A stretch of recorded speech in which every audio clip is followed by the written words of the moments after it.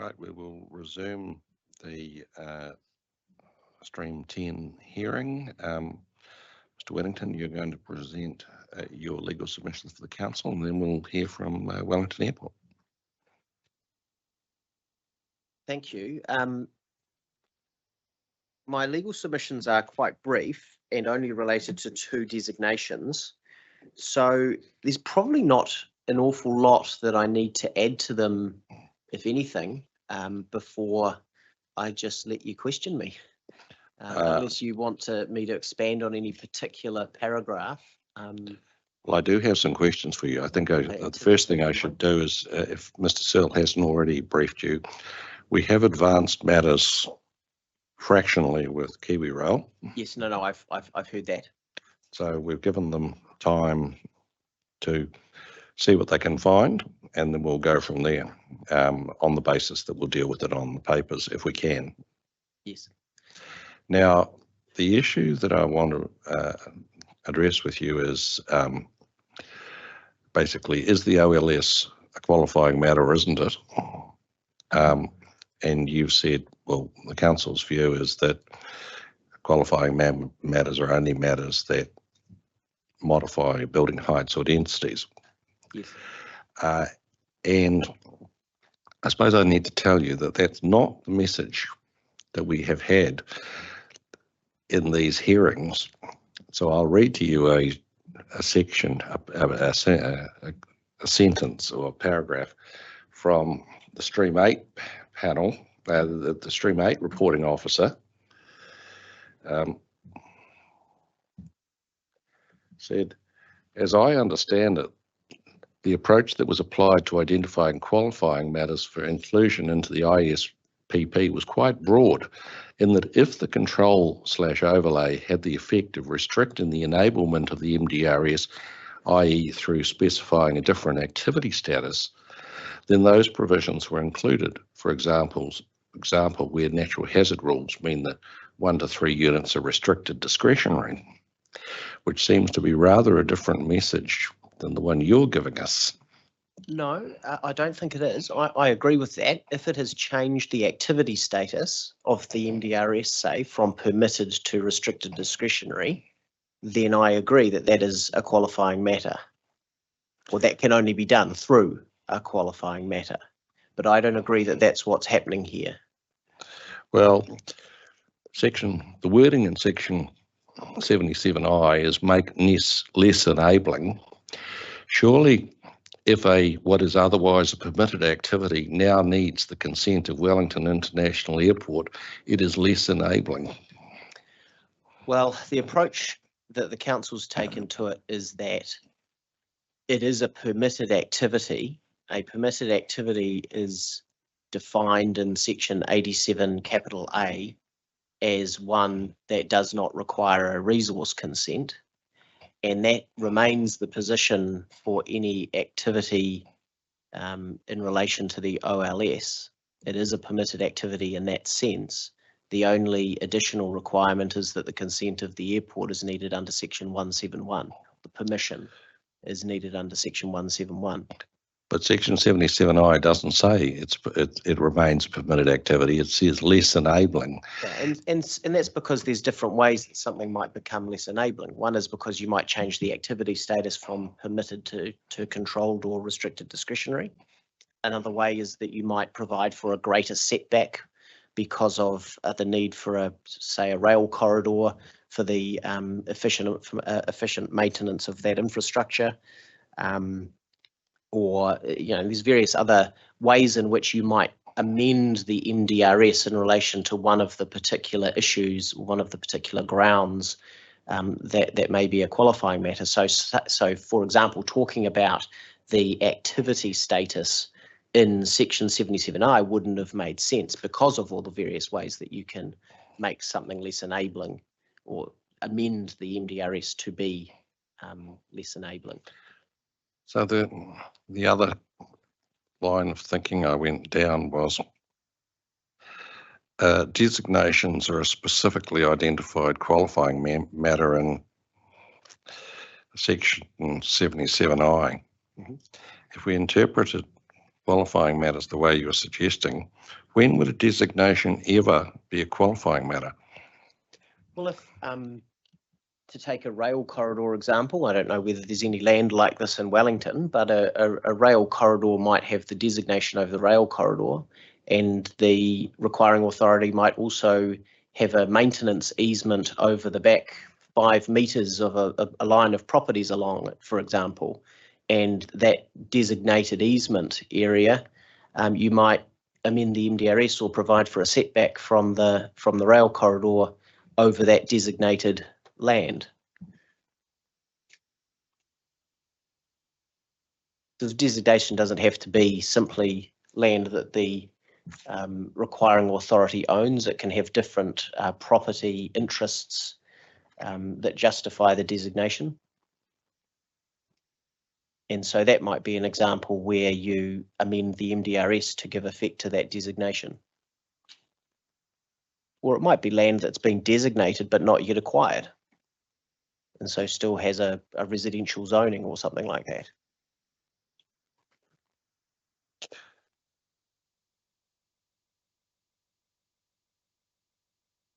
The issue for me is that if in that scenario, designated but not acquired, you're in the same position as you are with the OLS. Anyone wanting to do anything pursuant to that residential designation needs the requiring authority's consent, and presumably they're not going to give that consent if it gets in the way of whatever they're planning to do on the land when they acquire it. Well, I think there are a range of planning approaches to how you manage these issues. One is to simply rely on 171. Another is to amend the zoning policies, rules and standards to account for the situation on the ground. The one that's been taken here is not to amend the zoning, but to rely on 171 as the way of managing that issue.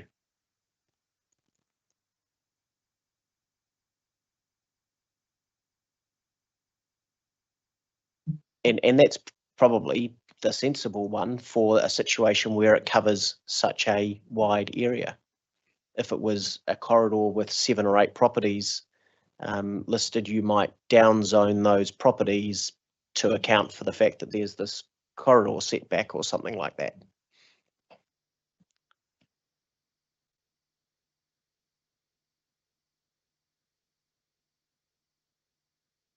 Thank you. And the one other question I had was about your point saying, suggesting at 2.7 that there might be costs resulting from seeking the need to seek the airport's approval.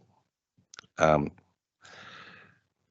a matter of possibility, that's obviously correct, but you haven't quantified what those costs are. No. So what weight can we put on that? Not being able to give planning evidence, I can't. But all I'm really thinking of is the sorts of plans that might need to be done up so that the airport can see what the effect would be on the obstacle limitation surface. I'm not talking about hundreds of thousands of dollars. I'm talking in the order, but when you add up 5,000 or 10,000 for each application, that's something that I think you can take account of in the round. Well, the way from the evidence we've got, the only thing you need is the site location and the elevation, and presumably that's not going to be onerous, so the council's going to want to know what the elevation is. Look, it may well be that it's already incorporated in costs that are going to be incurred already to get a resource consent, but if otherwise the development is permitted, perhaps not. Okay, yeah, any questions, team? I think that's it from us. Thank you. Mr. Wellington, thank you for your assistance. We'll hand over to Ms. Dewar. I suppose I should ask you, is there anything you want to add to what Mr. Wellington's just said on the qualifying matter point while it's fresh in my mind? Well, I suppose I think it perhaps is maybe a bit of a storm in a teacup. In my submission, it wasn't considered to be a qualifying matter, and that was despite a submission by the airport for it to be one, so that it could form part of the context of deciding the IPI, but it wasn't. And I noted in my legal submissions that in order for it to be a qualifying matter, there had to be a particular analysis to go with that wasn't undertaken. And when you read through those intensification provisions, pretty much designations are ignored as a species, if you like. So in my submission, they sit outside of those provisions, unless, of course, they were a qualifying matter, and to be considered in the context of 171 as per the statutory process. But I suppose in my submission to the even so, you've got evidence in front of you to show that the intensification limitation or the development capacity isn't affected to any great extent in any event, and that's of course the evidence of Ms Hanson. So I suppose that's why I say it's perhaps a wee bit of a storm in a teacup, because the consequences of this, the OLS, isn't major anyway, isn't significant.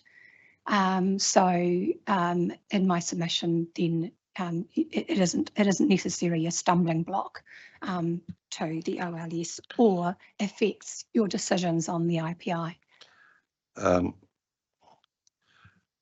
Just unpacking that response, we now know from courtesy of the High Court's decision in the Waikanae land case that it's not necessary for a qualifying matter to be considered in the IPI. And in fact, it may be required that it's not considered in the IPI. That was effectively the court's decision. So I'm not sure that's decisive either way. And I suppose what I'm saying, it probably doesn't matter either way in this instance, because the evidence in front of you says that there isn't a major effect on it in any event.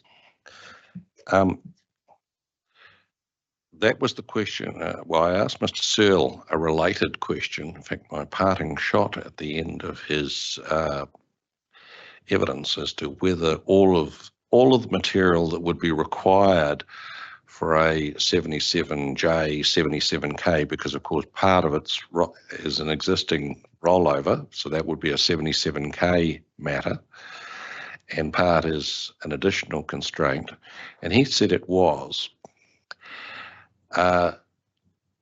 which is effectively your point, all the evidence is before them. But what is not before us is a planning evaluation. And what I was going to suggest was that rather than the panel get to the position in its deliberations where we decide that we disagree with Mr. Whittington's analysis and then say, where's the evaluation? And come full stop, because there's a difference between having all the material with which to undertake the evaluation and actually having the evaluation. Yes, of course, the panel might take it upon itself to do that. But since there are so many planners on this exercise, I wondered if I could ask you, without prejudice to your contention that it's not a qualifying matter, if you could prevail upon Mr. Kyle to provide us with an evaluation. I don't anticipate that he will come to a different conclusion as a result, like based on my understanding of your evidence, but in the interests of making life easy for the panel, that would be of assistance. That's fine. I'm sure Mr. Kyle would love to do that. The next question, since I'm have a thing about these matters. Winnie, are you going to volunteer a timescale within which he will do it? 2 weeks? Try harder. A week. A week is So you back at a week. Right, a week for John's evaluation under section 77J. and K, because K. as I say, part of it is an existing yes. control and which will fit within 77K. I haven't actually compared how the evaluation is different as between 77K and 77J. No, I've tried But- very hard to forget these provisions. Since Yes, they've been you'd hope, we'll all hope that. But so I will say 1 week from today, we'll close it today. Thank you. Yep. Sure.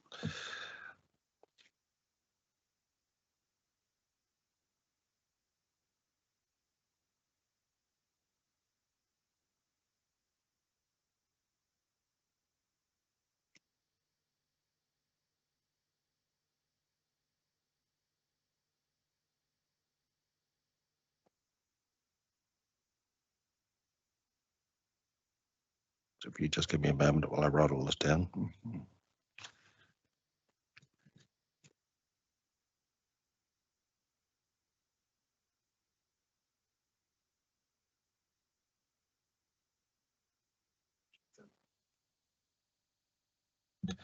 Okay, so that will deal to that. So Thank you. it's another.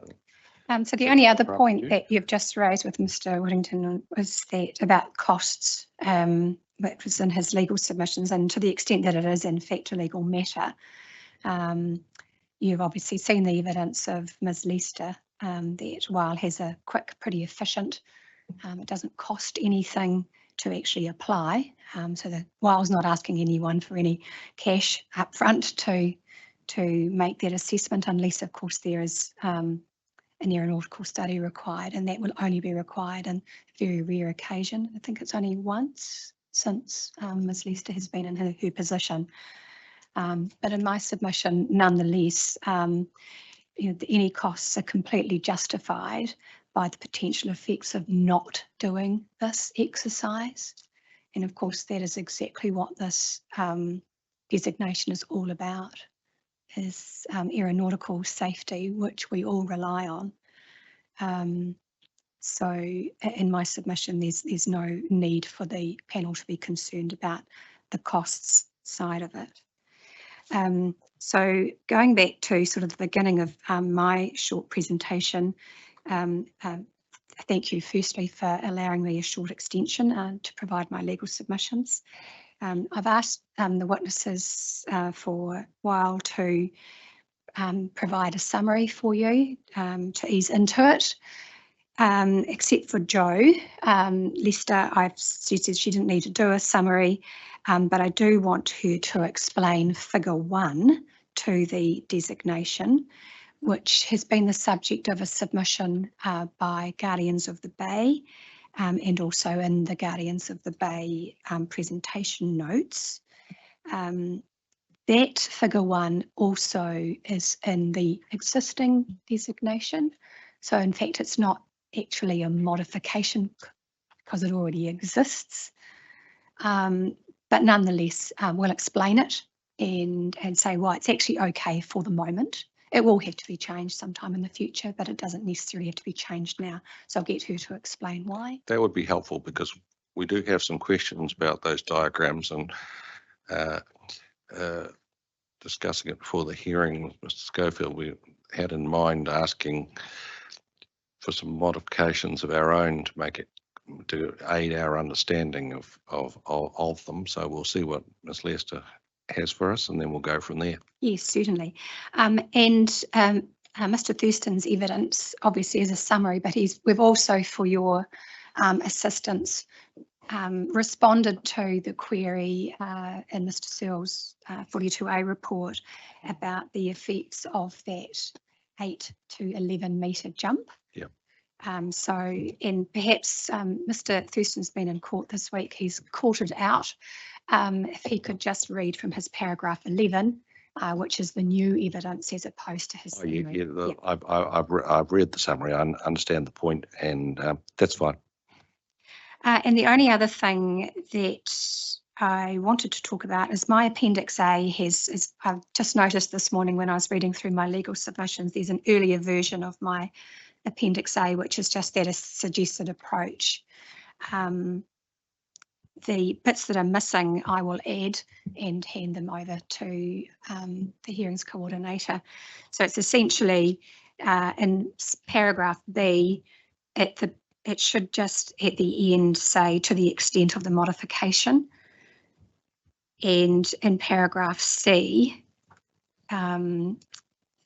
deleting the first phrase if you find there are significant adverse effects. And at the end of that paragraph, saying in light of the significance of the effects and the extent of the modification.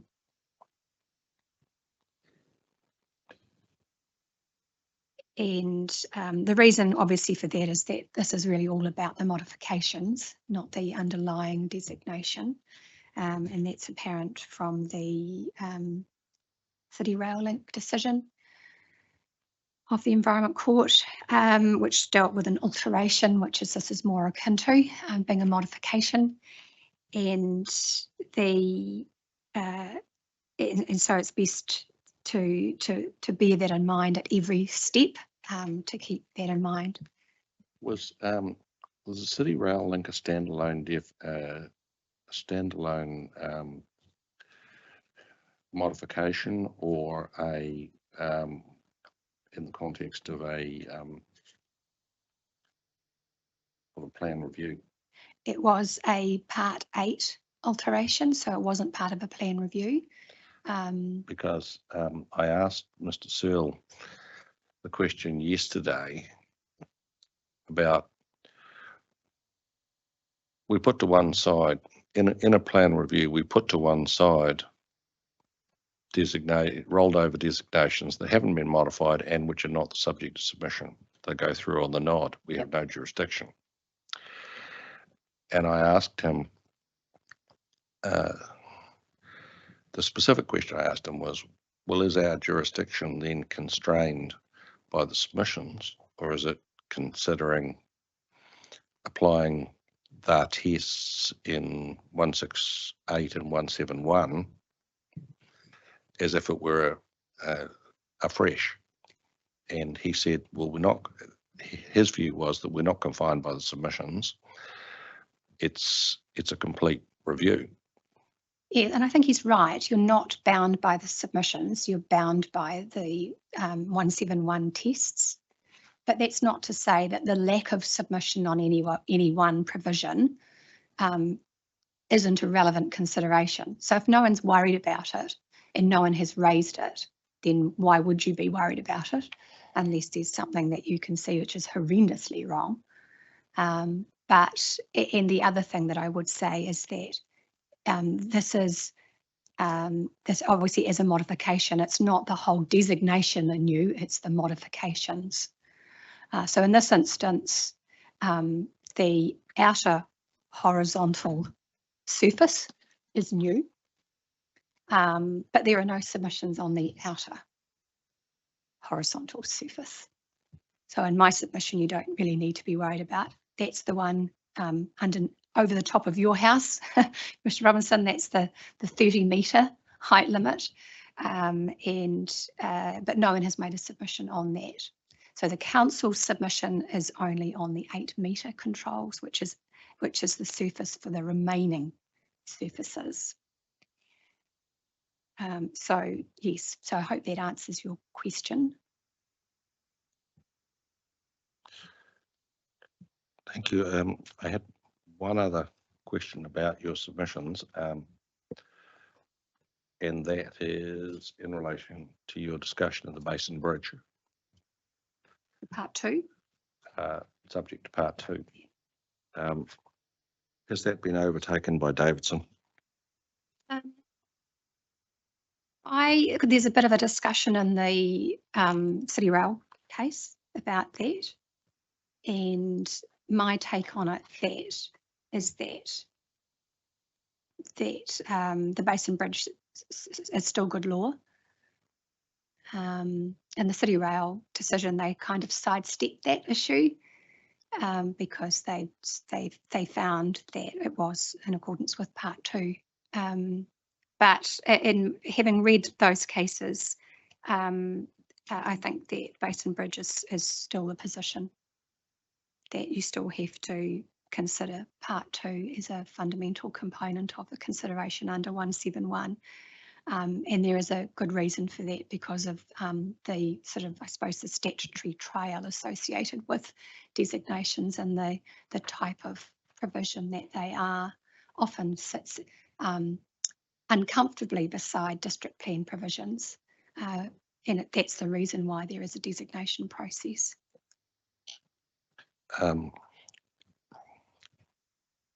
Yes, you could say that a designation is closer to a plan change than it is to a resource consent, because almost by definition, if the plan was favourable, you might not bother with the designation. That's right, indeed.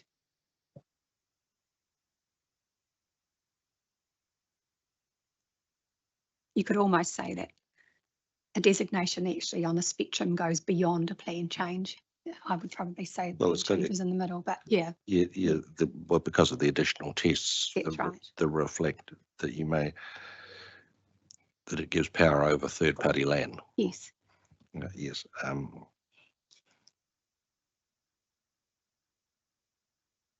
And the other question,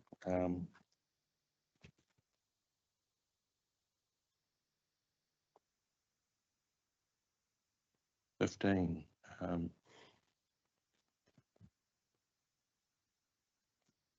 You're drawing the distinction between a resource consent where it's subject to king salmon caveats. The designation, it's mandatory to do so. Is it mandatory if it's subject to Part 2?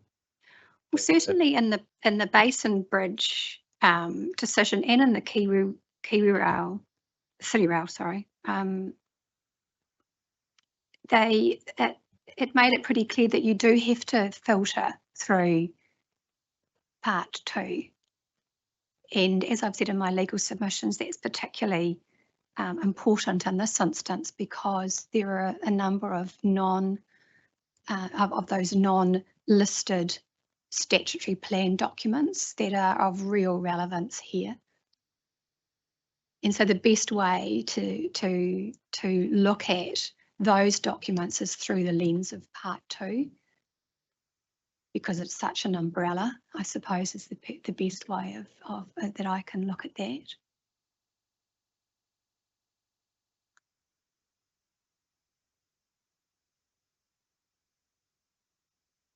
I suppose my understanding of the case law on subject to Part 2 is that you first need to find that that you reach a contrary conclusion that you need to shift. No, I don't think that is the case for designations, and I think that's what Basin Bridge makes absolutely clear, that it is it's more than that. That it is in fact a filter.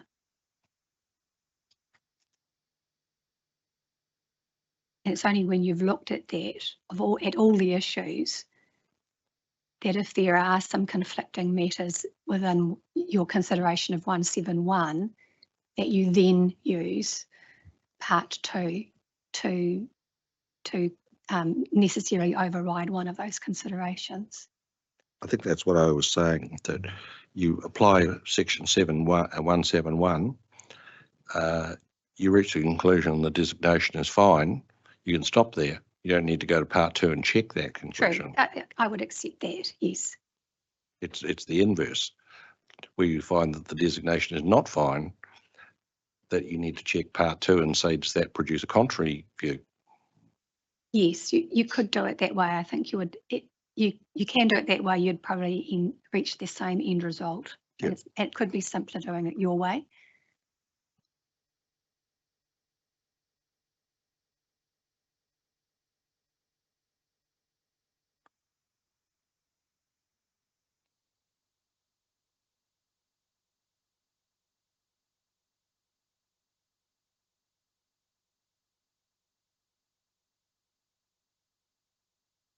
The other point is one of observation. I think there are only two caveats now, because East-West says that we can't look at the legality of a national instrument.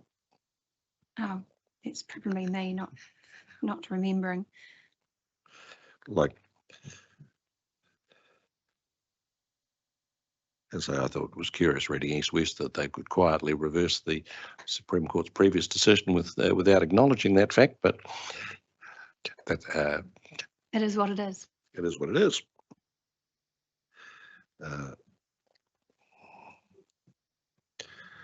Okay, that's all I had. Any questions from Ms. Stewart? Just one, just to clarify the change, you were proposing to change the wording on, was it C in appendix A? Yes. Can you just repeat what we were? So if you cross out from C, if you find through to the comma, first comma, so after adverse effects, and at the end of the paragraph, in light of the significance of effects in the extent of the modification.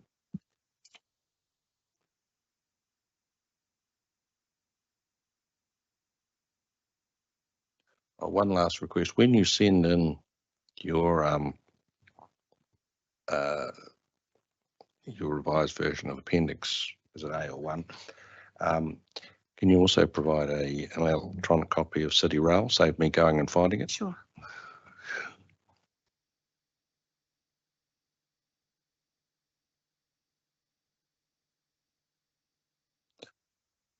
So you're going to start with Ms. Lester? I am. She's going to explain figure 1. Welcome once again. Thank you. No, I don't have summary.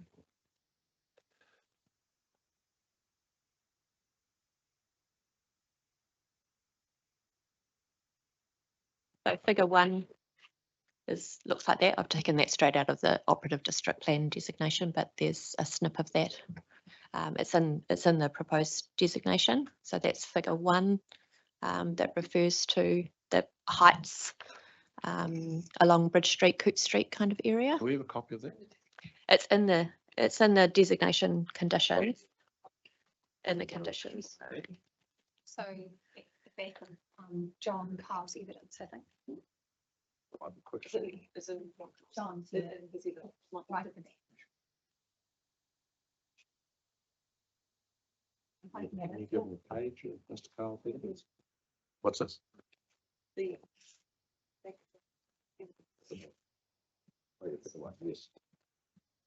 This is, so figure 1. Doesn't have pretty colours in that one for some reason. Oh, it's interesting. Right. So in that picture, even though you can't see colours in there, they just refer to different specific heights along Bridge Street, Coote Street, Jean Batten Street. The ones that have been questioned are the properties along Bridge Street that are grey. So Weil owns all of those except for one property there. I can give you this copy if you want. Yeah. Did you want this? That's okay. Correct figure 1 because there are 2 of them. Figure ones? In your at the back of Mr. Carl's evidence. Oh, is that the other? Oh, right. Yep. Sorry. The figure 1 referenced in the conditions relates to this area of Bridge Street. So along that area of Bridge Street, the restrictions are that buildings along there can be no higher than the existing roof line. As Guardians of Bay have pointed out in different hearing streams within the district plan review, along there, most of the houses are gone. It's vacant land except for one, and that's on the corner of what's shown here as Gowden Street. Gowden Street's no longer a road, it's road stopped, and Weil owned that as well. So with respect to that one property, that restriction still applies. Along Bridge Street, where all the houses have been removed, Weil own all of those.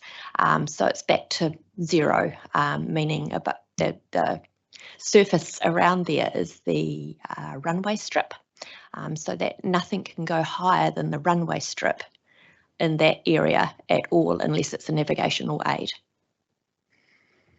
My recollection is that that line of former houses is in fact lower than the Yes, it runway is. strip.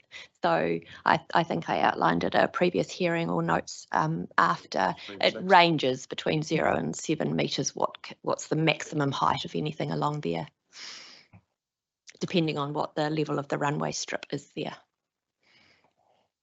And because while own it on, it would be inconceivable for us to Yes, put we in had that. jeopardy anything Yes, that would We affect had aircraft that safety. discussion Yes. in Stream 6, I recall. Yes, it was Stream 6.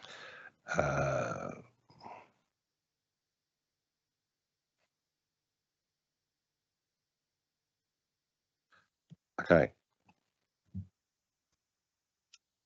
Well, we're there. Can we turn to the second?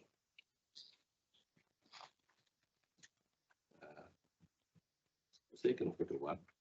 In John's evidence, yep. And just by way of clarification, there's an extensive discussion, Mr. Thurston, about the logic of like why are all these different circles that were there. Has the and what's changed? Can you tell me, has the approach and takeoff surface altered as it crosses Newlands and Johnsonville? With respect to the two the previous designation. and Where older- changed from the ODP. Yes, it has in terms of the designations. Like the heights or the spatial. I think the breadth of the fan has changed. Has the heights within the fan changed? Is it just the breadth? Yes, if you refer to in Mr. Thurston's evidence, there was cross sections which showed the difference between the Oh, gotcha. ODP heights and the WA1 proposed designation.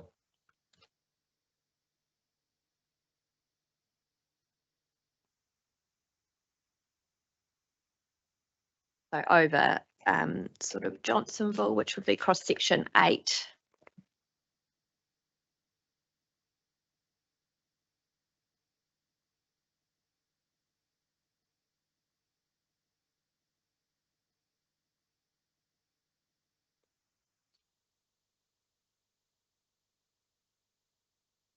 It's lower by.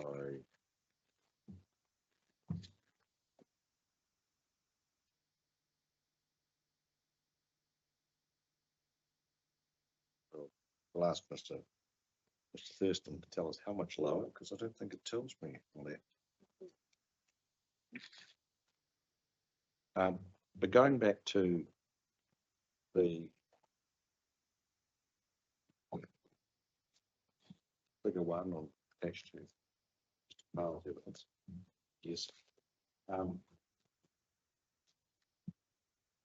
Wondered if you could assist us.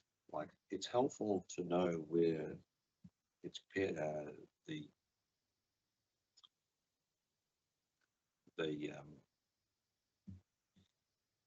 where the terrain already penetrates the surface. Mhm.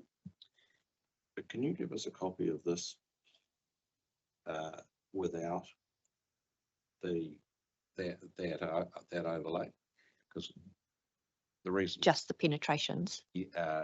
no, the reverse, without penetrations, because we were trying, Schofield and I were sitting poring over this, trying to figure out exactly where these intersect on the ground, and the blue lines make it difficult to read where it is spatially. That can be seen in the e-planning maps. So you can just click on the WILD designation and it comes up over the entire city. with just the outlines of the surfaces. Odd, is that right? So, Mm. so if I look at the E-plan, so the answer is, Can I ask a question? yeah, of course. So we're looking at figure 2, Mr. Falvey, the conical, whatever you call it, Mhm. they're cutting through the topography there. Is that, because that, the lines on that, is that sort of every 10 metre height? Sort of step there? Those ones. That, yeah, the contours are OLS contours as opposed to terrain contours. I think they might be every 5 metres. I'll get that. It was only 105 metres of height. They could well be 10, but the fact of the matter is that our own assessment tool goes at 1 metre in ground. So they're 5 metres. Or 10? I'm not actually sure on that So particular. it goes from 58.98 to 161, 105 metres. And there are more than 10 of those lines look like 20. From which I deduce it might be.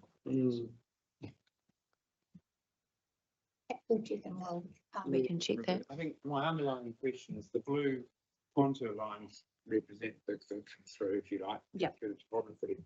But when you've got a conical surface rising up like that,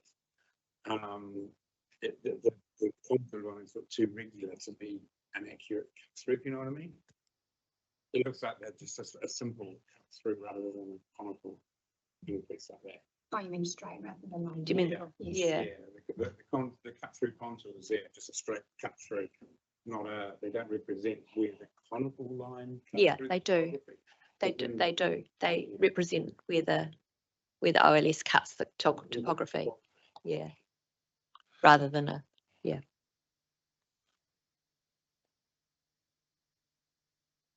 So, you can sort of see that on the e-planning maps too. So we have the GIS tool and the general just while scope of the designation, and then there's the new newer while GIS tool, and you can see the gradient with respect to that over every property. So you can sort of see in some areas where it penetrates, in other areas, even within one parcel, that it doesn't. cut through the topography is an accurate reflection of the surface cutting through into Yes. the topography. Yes. I mean, Yes. this is not simple. Right. So I think we've been busy interrupting you. So please carry on. Is there anything else you want to point out to us? That's all I specifically want to point out to you, unless you have any questions about anything I've written in my evidence. Or further questions? I just had a quick one. Jump in while you're. No, can't find it. One of. Oh, I had it here most of the time. There it is. It's in front of me. So one of the comments that Mr. Searle put in his report to you really was whether the whether when is approval declined when it's shielded. We haven't had incidents when it's been shielded and declined. Yeah. We had a application come through the other day within the Johnsonville area, and it was shielded. We've got another risk model above that helps with our assessment, and it's Aeropath who designed the procedures and safety procedures of aircraft, and they've provided a tool for us to look in terms of risk to the airport of providing our approval, and so we send it off to them, and they have a look at it and put it through their systems and make sure that it is okay. And they came back and said it was okay within half a day. Can it be mapped, the shielding? No, We have to look at, it's just too very complicated. Every single property, we have to look at what the other buildings are on either side of them, the terrain locations in relation to them. So it's very difficult for that to be completely mapped. Buildings and terrain together. Hmm.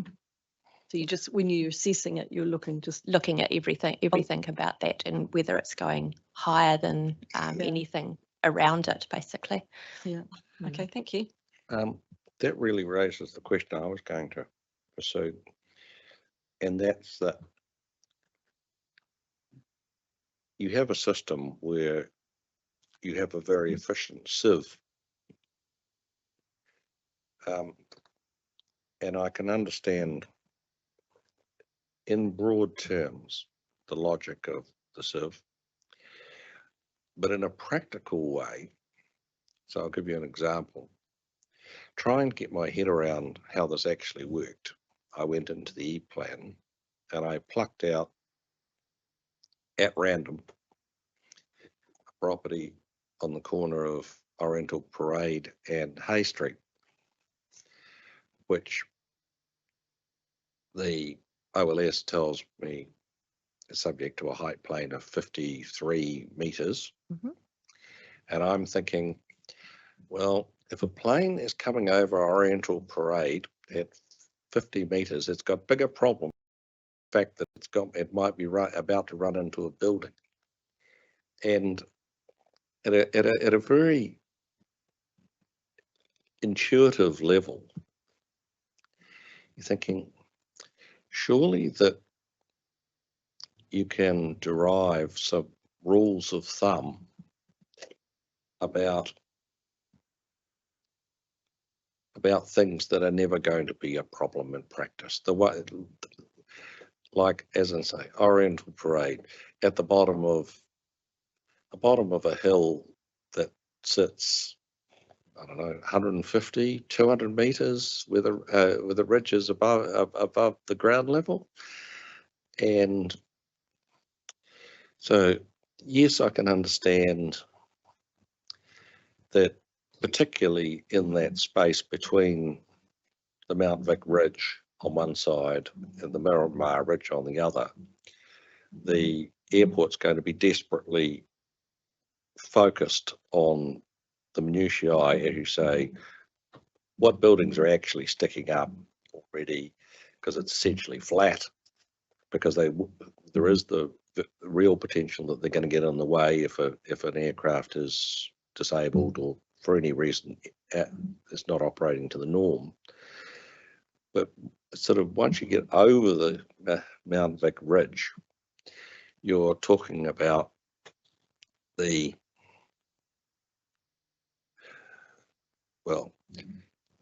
another essentially flat area that's ringed on two sides. So unless you have the Tom Cruise approach, winging up the valley with hills on either side, it's never going to be an issue in practice. Like, that's the intuitive response. And it may be that this is Mr. Thurston has all of the answers, but that's what I wanted to put on the table. That is there a way to reduce the regulatory effect without any impact on safety? Because, as I say, on the face of it, it's hard to believe that there's not, that you couldn't tweak it to carve out the things that are obviously never going to be a problem.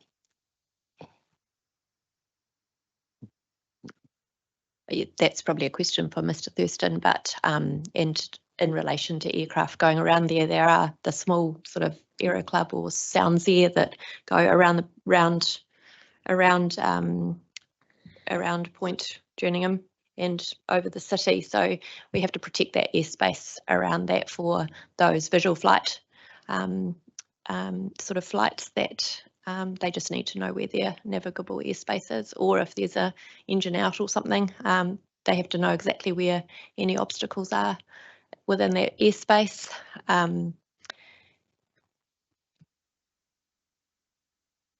I'm not sure what the maximum height is along Oriental Bay, but if it's over 50 metres, yeah, it would be quite a high building before it would hit that OLS and be be welcome to our. Like a lot of it's academic anyway. Yeah. Because these, essentially, once you get outside the initial, Once you're beyond the inner horizontal beyond the plane, inner even then horizontal it's risk, quite, high. the height limit, the OLS height limits are way higher, apart from in the central city zone, which has an unlimited height. But then we'd still look at what buildings have been built. In the residential areas, the OLS height is way higher than the district plan would permit. Not in all residential areas. But as I say, once you get beyond that initial, west of the Mount Vic Ridge. Yes, but except for in the takeoff approach fan, which is through Newlands, Johnsonville area. I was thinking of the inner city, but you're right, the approach fan. So I think the message is, don't assume that there's no effect in this because of these light planes. Like we tend to think of the larger Air New Zealand specimens. Yep. And Qantas specimens. There's also helicopters flying around the inner city as well. Yes. Do they still take off Queen's Wharf? Take the pilots out? I think. It's got nothing to do with the airport, that part, but yeah, sort of still protecting the airspace within that area.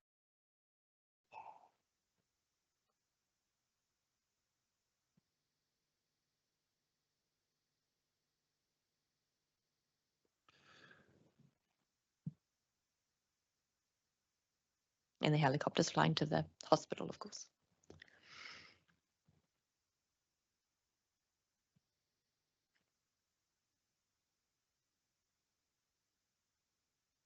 Let's go for any questions, Ms. Lester?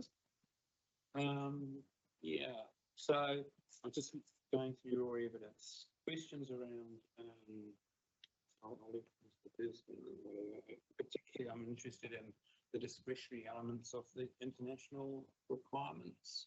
Because obviously one airport's not the only one to be nestled in hills and have hills all around it. I think Queenstown. Airport. Nice as well. But I'm just interested in the actual process, just to get my head around it. So in paragraph 417, you talk about in some cases aeronautical studies required to get one of those listed. Are you able to advise sort of when that is triggered? That could be. It has been triggered in the last 6 months. So yeah, so it's and it may, if we'd had that overlay, it might have reduced how much was needed for that. But however, that was for Transpower replacing all their pylons on the Newlands Ridge to taller poles. So some of them, not all of them, were higher than our OLS, so they had to go through an aeronautical study by Aeropath in relation to that. Just as a matter of interest, are those Transpower pylons designated? Was it a competing designation issue, or? Are they designated? I can't remember. They definitely have a corridor, but I'm not sure if it's a necessary designation. Yeah. I don't think they are. I think they have a corridor. Press the button. A bit later on, you talk about the WILE planner provides an initial assessment and then a WILE operations person.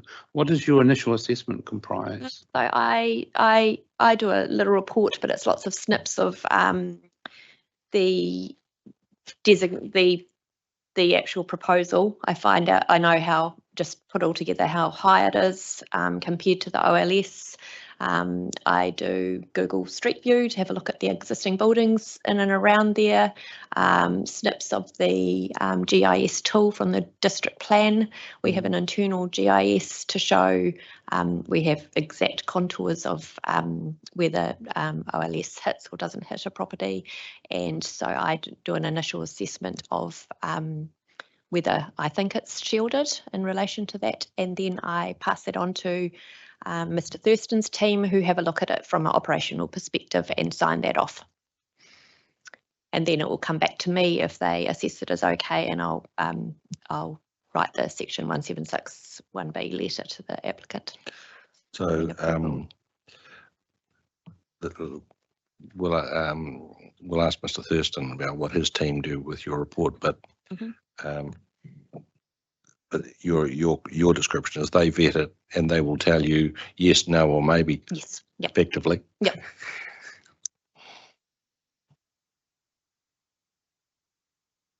In terms of the information requirements from the applicant, it's no more than what's required in a resource consent, or even if it's permitted.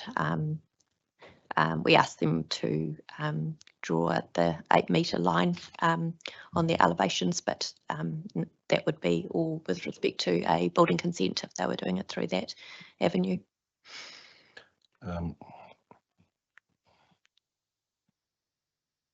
Okay, just turning to your table, which was very helpful on page 8.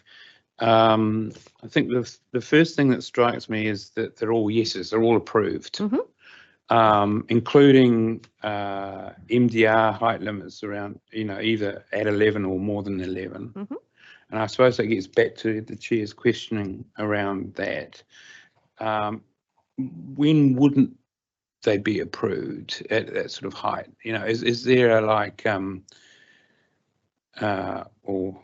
reverse the question. Why were they approved if they sort of exceeded that thing? They were all shielded by either existing terrain or surrounding Buildings. immovable structures or buildings. Right. So we're into the hillside or right. Yeah. So where it says existing terrain in that OLS height column, Yes. that's what you're referring to. Yes. there, So either the existing terrain already is penetrating the OLS,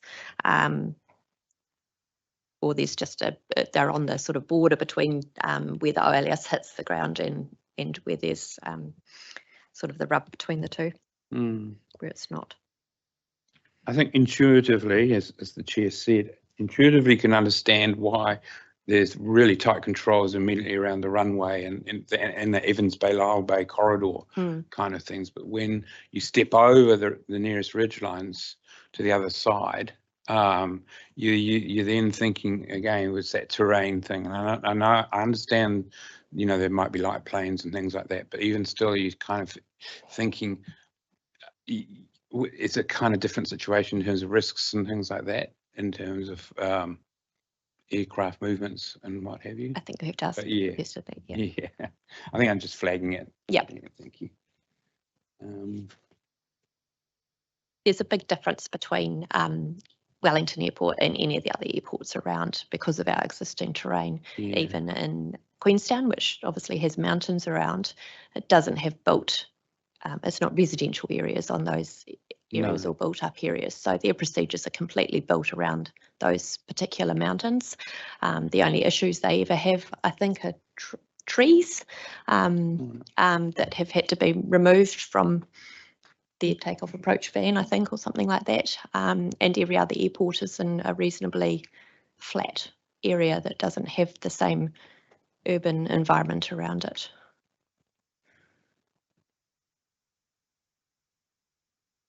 And again, the question, and this is just one perhaps for Mr. Thurston as well, the question is, if you have an MDR of 11, say in Paparangi or somewhere like that, is it ever likely to be a real safety risk? As opposed, you're talking about the difference between, the floor and the ceiling here, really, in terms of that. Yes, you'll have to scale ask Mr. Thurston that. I think he's got the answer. Okay, thank you. Questions? Just to follow on from that, I was just thinking you're talking about, Wellington is different because not only has it got this terrain, but it's got all these buildings as well. But more often than not, it seems that your consent is given because of the existing terrain. Does that then reduce the? We don't want to make it any worse. Yeah, but Yeah. you see what I mean? You know, if you garden, mostly when I look down there, it's existing terrain. Therefore, is that reducing the risk? Yes, well, Not the risk, but we already have this problem because of the terrain. The Yeah. buildings generally seem to be shielded by. yeah, we haven't had one as yet since Yeah. we've had this rolled over. That's been problematic in that respect. Yeah, yeah, okay, interesting. Okay. And just to, from one of the things, just for clarification, where the terrain or other structures or objects are already penetrating the surface, how, to my understanding, the safety then is achieved by notifying that this is a penetration. Is that how it works? Notifying the Notifying it in airplane, like pilots know that there yes, isn't. they have Like- to know like what the rules. penetrations are. So that goes through Aeropath or the CAA. Yeah, Yep. yeah.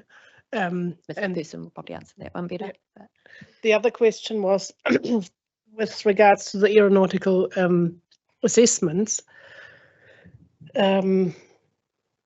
You've just noted to Commissioner Schofield that it was only once that you ever had to use that for Transpower, and they were particularly tall poles. With the MDRS and the NPSUD asking for taller and taller and taller buildings, we will have situations, or I could think of situations where houses are suddenly proposed to be much higher than what is there at the moment. Do you have an indication of what the costs are for those aeronautical assessments? Lockie probably understands that, but yeah, yep, no, I'm not sure. I think the ones for Transpower were 20 grand or something, wasn't it? 15, well, they're $1,500 a day to undertake the assessments. Yep. Okay, thanks for that. I suppose that raises the obvious question: how many days does it take to undertake such a study? Finger in the air. Depends. It depends on the. With Transpower, because the process, which I can't really talk to for Aeropath, because it's all around procedure design, they have to look at all the instrument procedures that go to and from Wellington to assess the impact, and it took them 5 days, I believe. But it'll be case specific how long it takes. Very case specific. The pylons was more than just an individual area. So more than just recently, within the past week, we've also asked them to undertake an aeronautical study for a proposal that Joe got, and they were able to do it only in a matter of hours.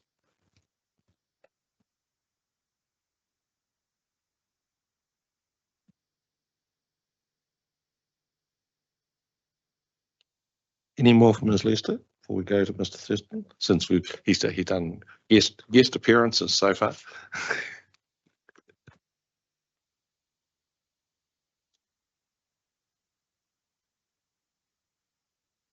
You have his summary, if you care to read it, Mr. Thurston, and we'll go from there. Radio, thank you. So just reading from paragraph 11. I understand that there are some submissions seeking the maximum allowable height limit set out in WILE's designation to be increased from 8 metres to 11 metres in order to be in line with the medium density residential zone permitted heights.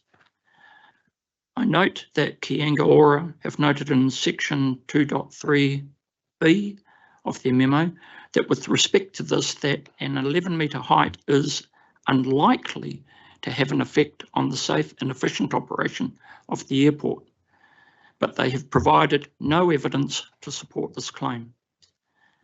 In order to provide some more detail about the effect that such an increase would have, I have been in contact with Aeropath, who are responsible for the design of instrument flight procedures. Aeropath have advised me that in the designation height allowance of 8 metres was increased to 11 metres, this would certainly have an adverse impact on safety and in turn the efficiency and regularity of operations at Wellington Airport. In practical terms, this would mean that the minimum altitude that pilots are allowed to descend to while flying the instrument landing system, otherwise known as the ILS, approach for runway 16, that is approaching the runway from the north towards the south, and then to be clear of low cloud and see the runway would increase from 300 feet above mean sea level to 340 feet above mean sea level. If the pilots cannot see the runway at this height, they are required to abort the landing and either attempt another approach or to fly to an alternate airport, and often the airport that they took off from. At Wellington, this would be a significant change because of the inability to practically install the required associated visual nav aids to permit aircraft to land when the cloud base or visibility is very low, given the marine environment at either end of the runway. As a CAA certified aerodrome operator, while not only is obligated to provide obstacle limitation services, but is required to manage the obstacle environment in such a way as not to endanger aircraft operations or the regularity of aerodrome operations.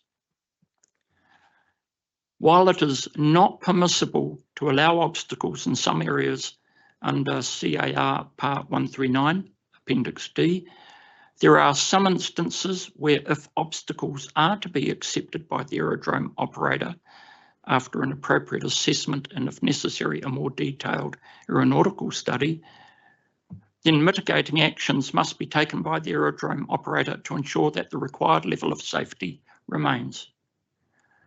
The mitigating actions might be, for instance, sliding the takeoff and or approach glide slope further back along the runway so that the required 2% slope remains unimpeded, resulting in a much reduced runway length available for takeoff or landing. The consequence of this might be that aircraft cannot take off with a viable commercial payload, or as another example, that the runway is too short for an aircraft to land in the first place. Another mitigating action might be that the instrument flight procedures that Aeropath provide are adjusted, which could potentially impact upon the regularity of aircraft operating into the aerodrome. Aeropath has indicated that this is a situation that likely will arise from the increase in height of permissible building structures from 8 metres to 11 metres. The presence of a significant obstacle environment also has the potential for the CAA to impose operational restrictions upon the operation at the airport. Queenstown, for instance, has some limitations upon its use due to the surrounding terrain obstacle environment.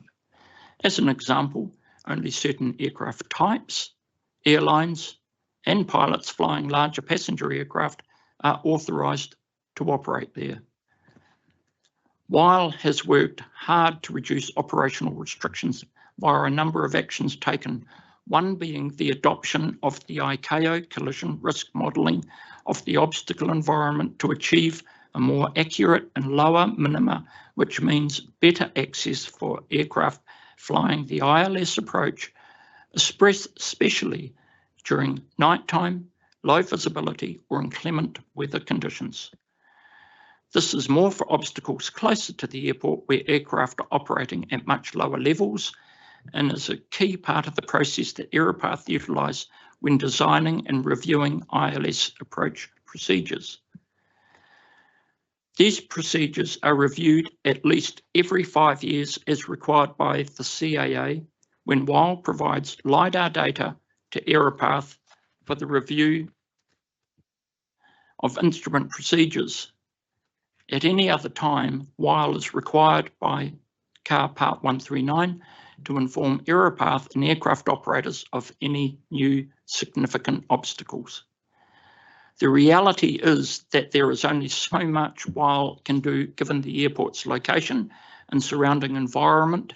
However, the modified OLS will ensure that the safety and operation at the airport is not further eroded over time through the creation of obstacles in the airport's navigable airspace.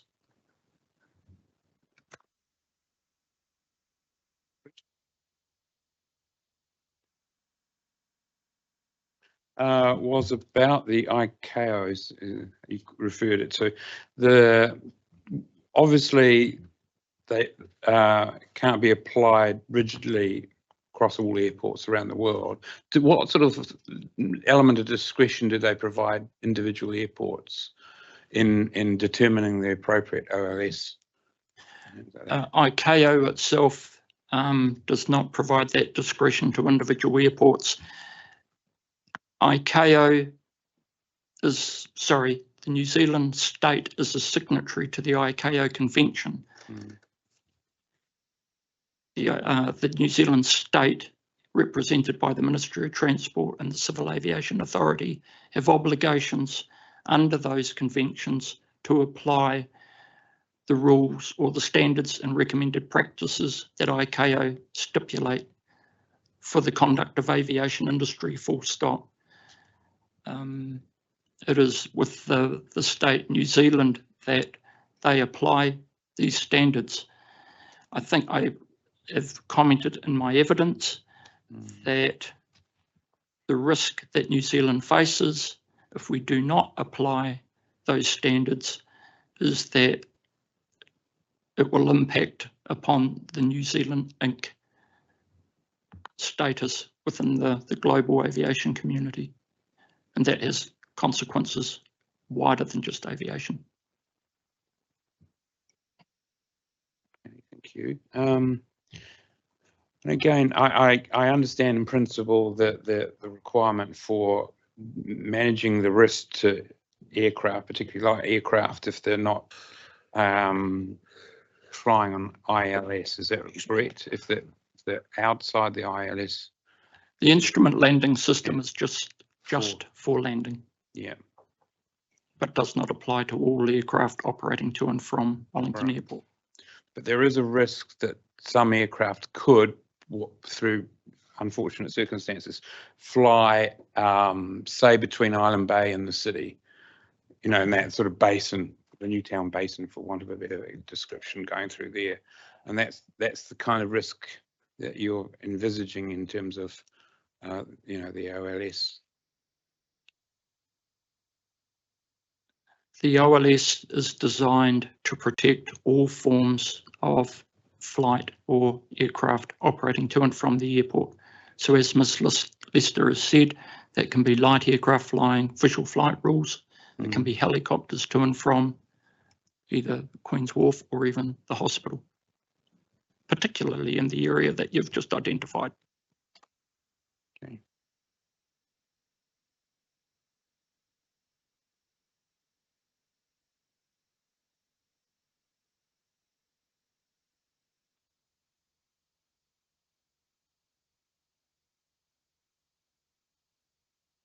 So, and again, this is a real layperson's question, so pardon me. The takeoff and the landing elements to it, the OLS, because I understand the flight paths slightly changed relatively recently in terms of coming in over Newlands, Lester Smiles, and versus Kendala, that issue there. Are they sort of, did that take that into account in terms of changes in that sort of flight path and things?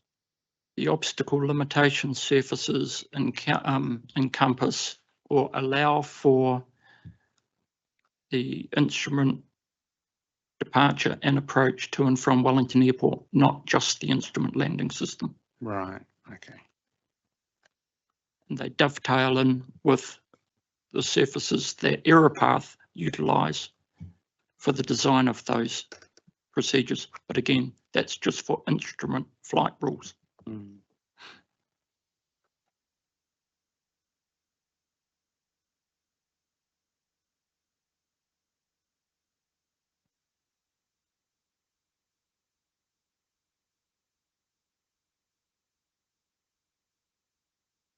So just to clarify for me, you talk in your evidence in chief about the inner horizontal surface, and that's to protect the aerodrome traffic circuit.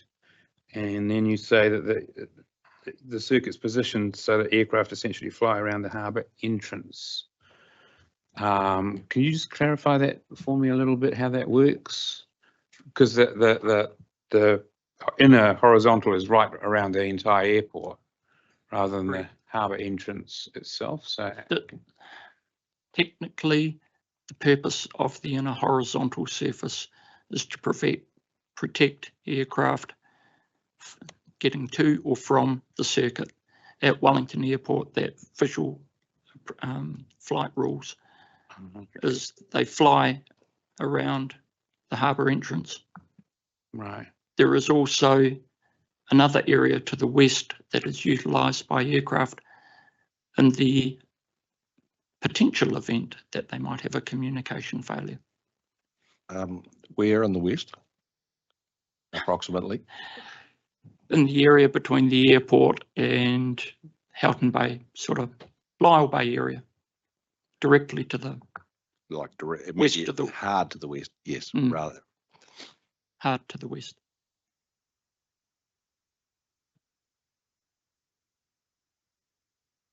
It's published to the pilots. That is the process they need to follow should they have a communication failure. It only applies to the light aircraft. Mm.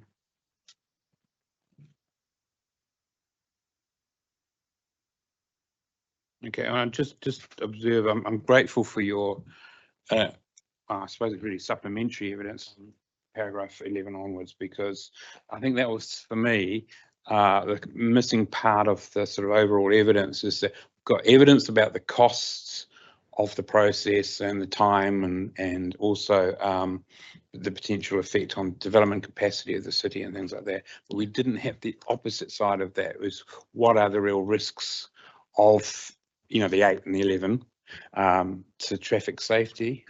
And I think that, so I was pleased to actually see your evidence on that point. Thank you.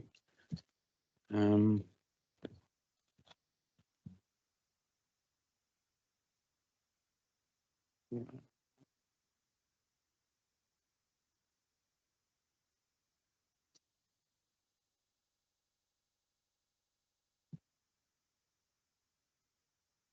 Okay, that's all my questions. No, I just wanted to test. You're referring in your summary, the bit you didn't read, paragraph 8. CAA's increasing emphasis on New Zealand airports conforming. The next sentence, previously designated services are no longer considered to be acceptable. No longer considered by whom? Is this by the airport, by CAA? Who's calling where is the pressure coming from? In the case of New Zealand, it would be the Civil Aviation Authority. To put this into context, in the previous designation, there was no practical oversight by ICAO of the New Zealand state. Since 2004, there has been. And so ICAO do visit New Zealand, and they do then audit the government, Civil Aviation Authority and the Ministry of Transport for their compliance with the rules, or particularly the standards and recommended practices that they have published and that the New Zealand state has signed up to operate to. And so before they weren't audited, now they are. Hence, the New Zealand government, and particularly the CAA, are very conscious that they are abiding by those rules, or the SARPs as we call them. I suppose calling a spade, do you have a file of concerned emails from CAA about the OLS, or is this a preemptive strike from Wellington to avoid receiving such emails? It is a obligation upon us as a certified operator to ensure that we are managing our obstacles around the airport, and we are audited every year against our certification. It may not necessarily come up in that audit about our obstacles, but they are certainly part of the equation that we are audited against. Don't think you answered the question. No, we don't have any emails from CAA. However, there is another process that sits above this, which is a CAA rule called Part 77, which requires those that are impeding the obstacle limitation service to actually apply to the CAA for their approval. However, our process provides a preemptive strike on that, if you would say, and we can advise in advance whether it's acceptable or not.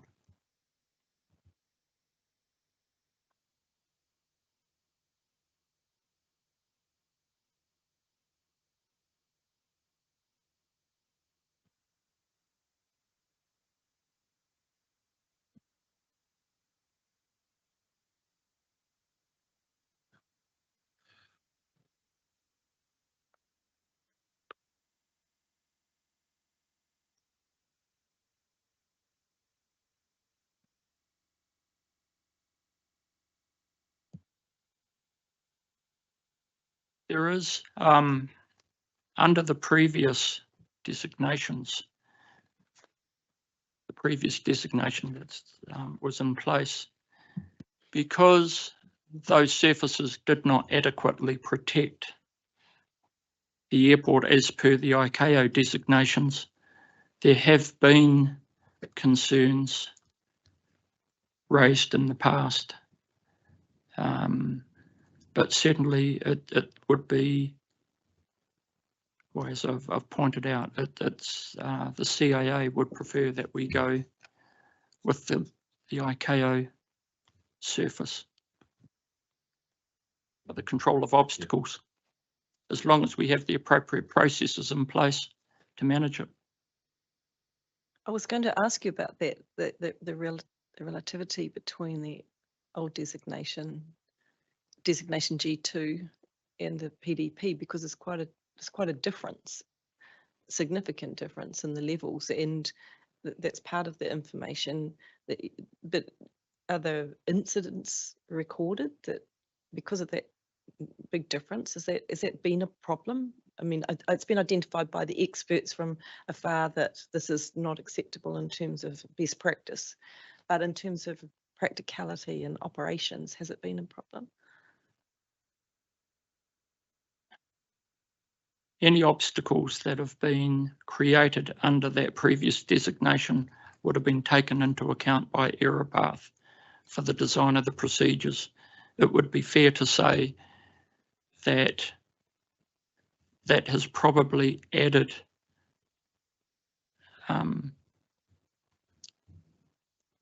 some restriction to the operation at the airport already, although I can't categorically or definitively identify particular issues, because it's just happened over time. So what you're saying is sort of you adapt the technology around these things that have happened, that you make it work. You've made it work, is how it's so you don't, not incidents as such, but you've adjusted to take those things into account. And so there have been, and as it was pointed out before by Commissioner Lutz, that there are existing obstacles that we need to be able to publish to the airports, to the aviation community, that we have been unable to remove or stop their erection in the first place. However, they do have an impact upon the operation at the airport, but that is really through the limitations on the instrument approaches to the airport. Okay. But they're designed by Aeropath, and it's outside of my Yeah. skill set to explain that. Okay, no, thank you.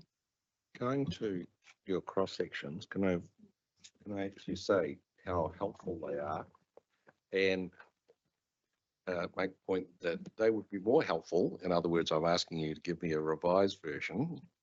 If you could give us same cross sections, but with some more reference points, because I was trying to figure out where these hills and valleys actually are as they cross the city.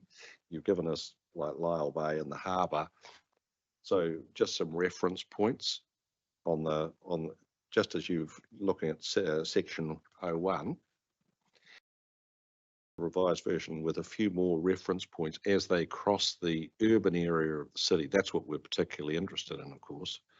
So I can guess that the first significant ridgeline, Lyell Bay, the second one is probably where over the inner horizontal, where the terrain goes under, is probably So Fero. geographical points. Yeah, Yes, it's sure. Fero Bay, but I am guessing, and I prefer if you could give us a few more geographical points. Now, looking at this, I can immediately see what the difference in that's why the cross sections are so helpful.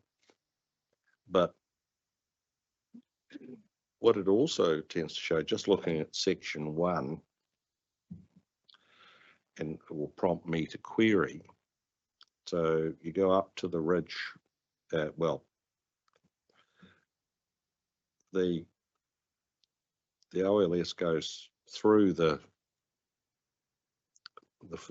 the west of Lyell Bay, goes through that terrain. No, sorry.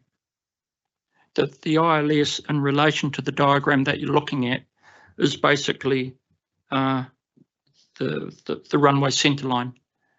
What you were looking at is a cross section, maybe just the terminology. Oh yes, The instrument landing system is aligned with the runway, so essentially the instrument landing system is the runway centerline, straight down. So to the left, if you're looking at the diagram to the left, it's to the west. The right of the runway centerline on this diagram is towards the harbour and the Tauraruas or the Rumitaka Range. So my question is, well, just taking this as an example, is that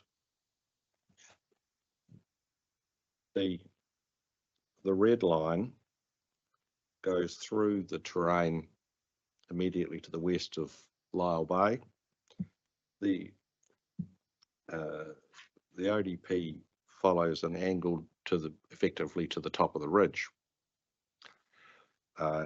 Now I can understand completely why you would think that the area in the ODP at RL 187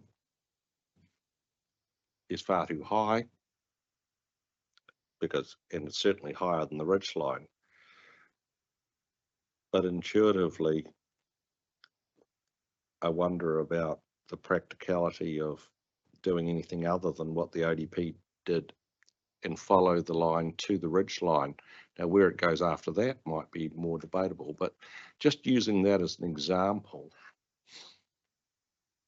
I wonder if this is an exercise. Like clearly there is a safety component, but in part you might be pushing it a little hard, that not going effectively around immovable natural obstructions. Just using that as an example. What you were looking at on that page is a direct cross section for sure. What needs to be taken into account though is that aircraft can approach that area in any given way, and therefore terrain might be shielded if an aircraft is flying in, terrain may create shielding if an aircraft is flying in one direction, but certainly won't if it's flying in the opposite.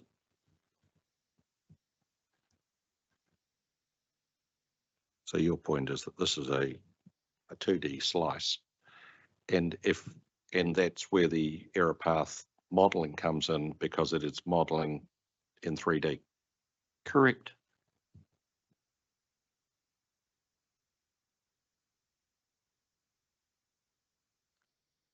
The error path modelling, beg your pardon, is just for instrument flight procedures. Yeah, but The rest is for the visual, and that's our own subjective assessment based on our knowledge of the airport operation. And can I just and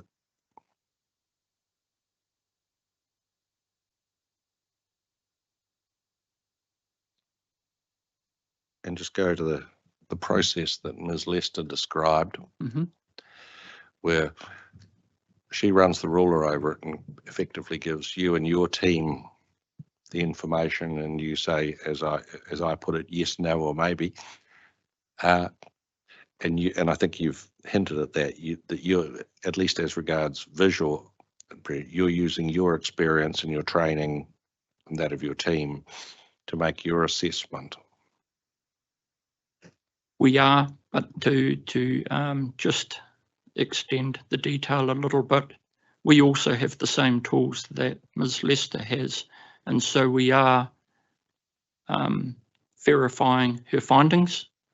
But in addition, we have the model that error path utilise, and that overarching model for this obstacle limitation surface will tell us whether or not we then need to go back to them and ask them to conduct an aeronautical study.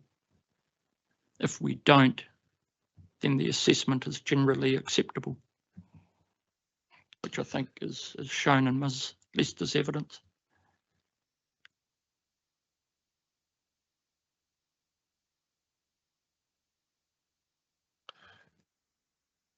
Mikey, have you got any questions? Any more? Jane? Well, thank you, Kirsten. That's very helpful. I wonder, Ms. Dewar, if we could have Ms. Hampson's summary read to us, and then we'll stop for a cup of tea.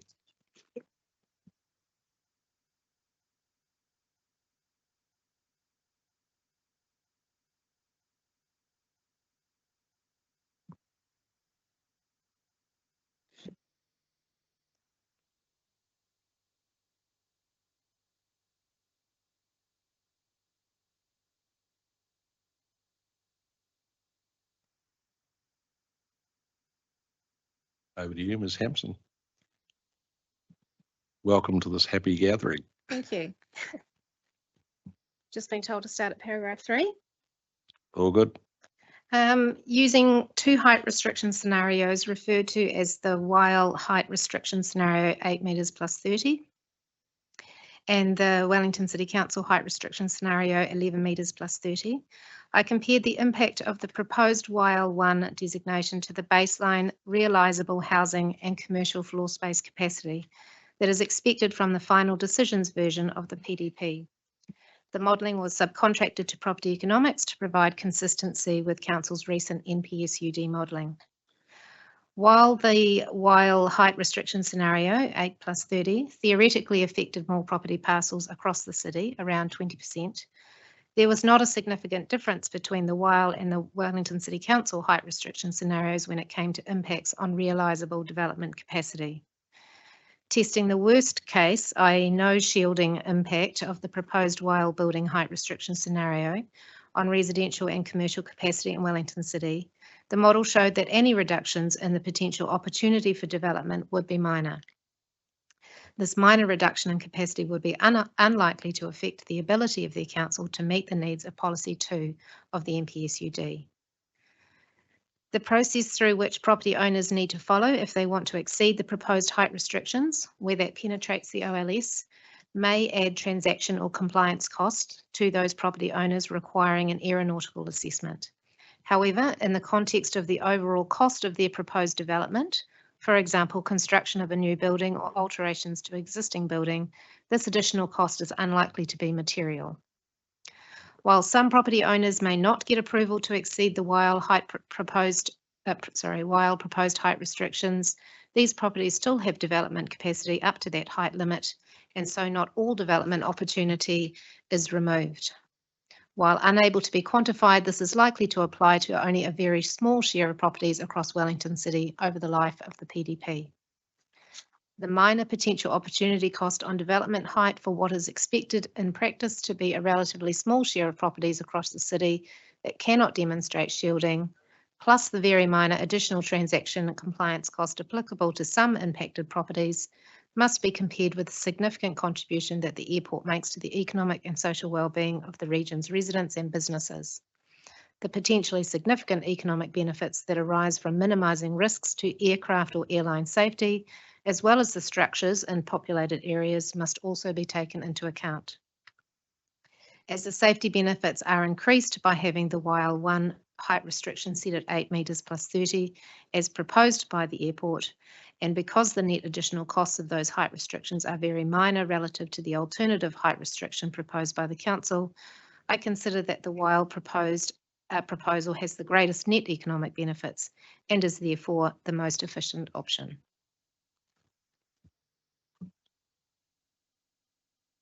Thank you, Ms. Hampson. There is one thing that I'd ask you to look at while we're having a cup of tea. Sure. In your footnote 15, you provide us with a viewer Oh, yes. saying, and you describe it saying the orange coloured parcels equate to the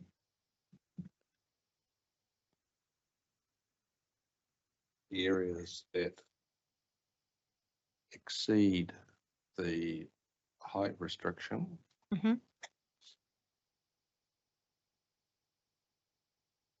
And and everything else applies. I got terribly confused looking at this viewer because the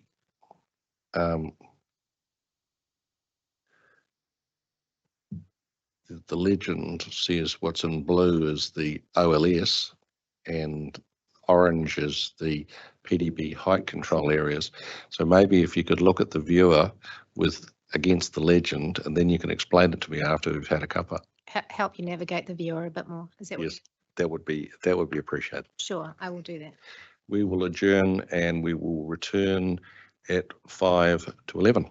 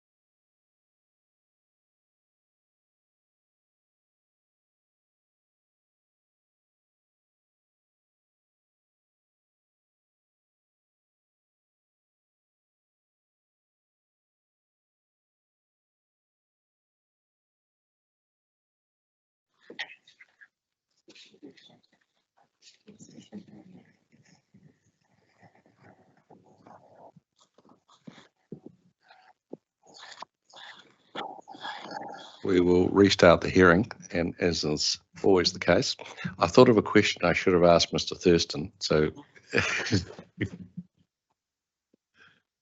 And can I also advise that our reporting officer was co-opted for childminding and is observing virtually, so you were not totally on your own, although it may appear so.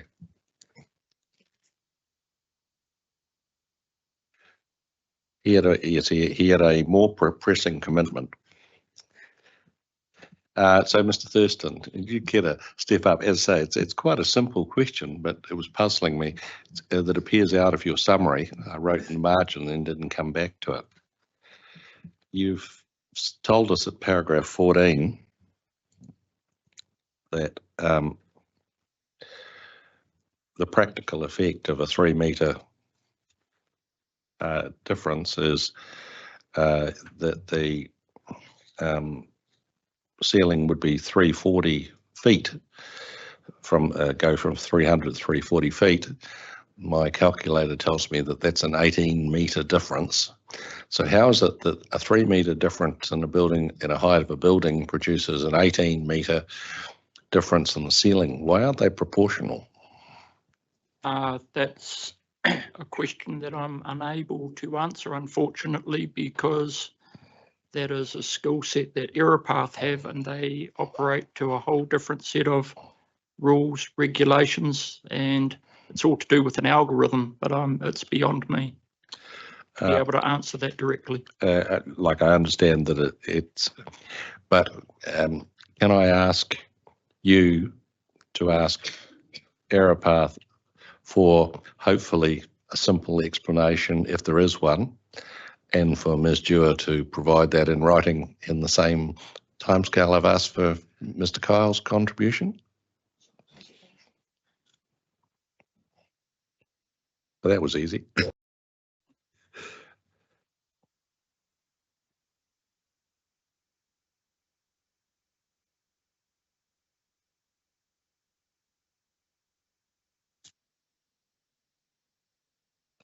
I'd like to go first. Yes, Hampson. Mr. Schofield. The question before, sorry, so we've got, I'm on the Teams meeting now, and we've got that. Oh, yes. Of the viewer. Yes, yeah, if you could, yes, if you could do that.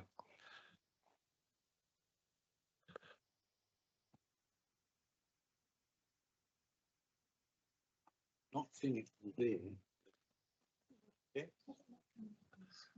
I think we have a viewer problem. Can we project that?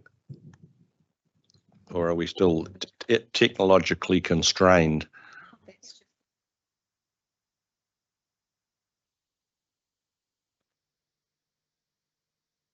Looks promising.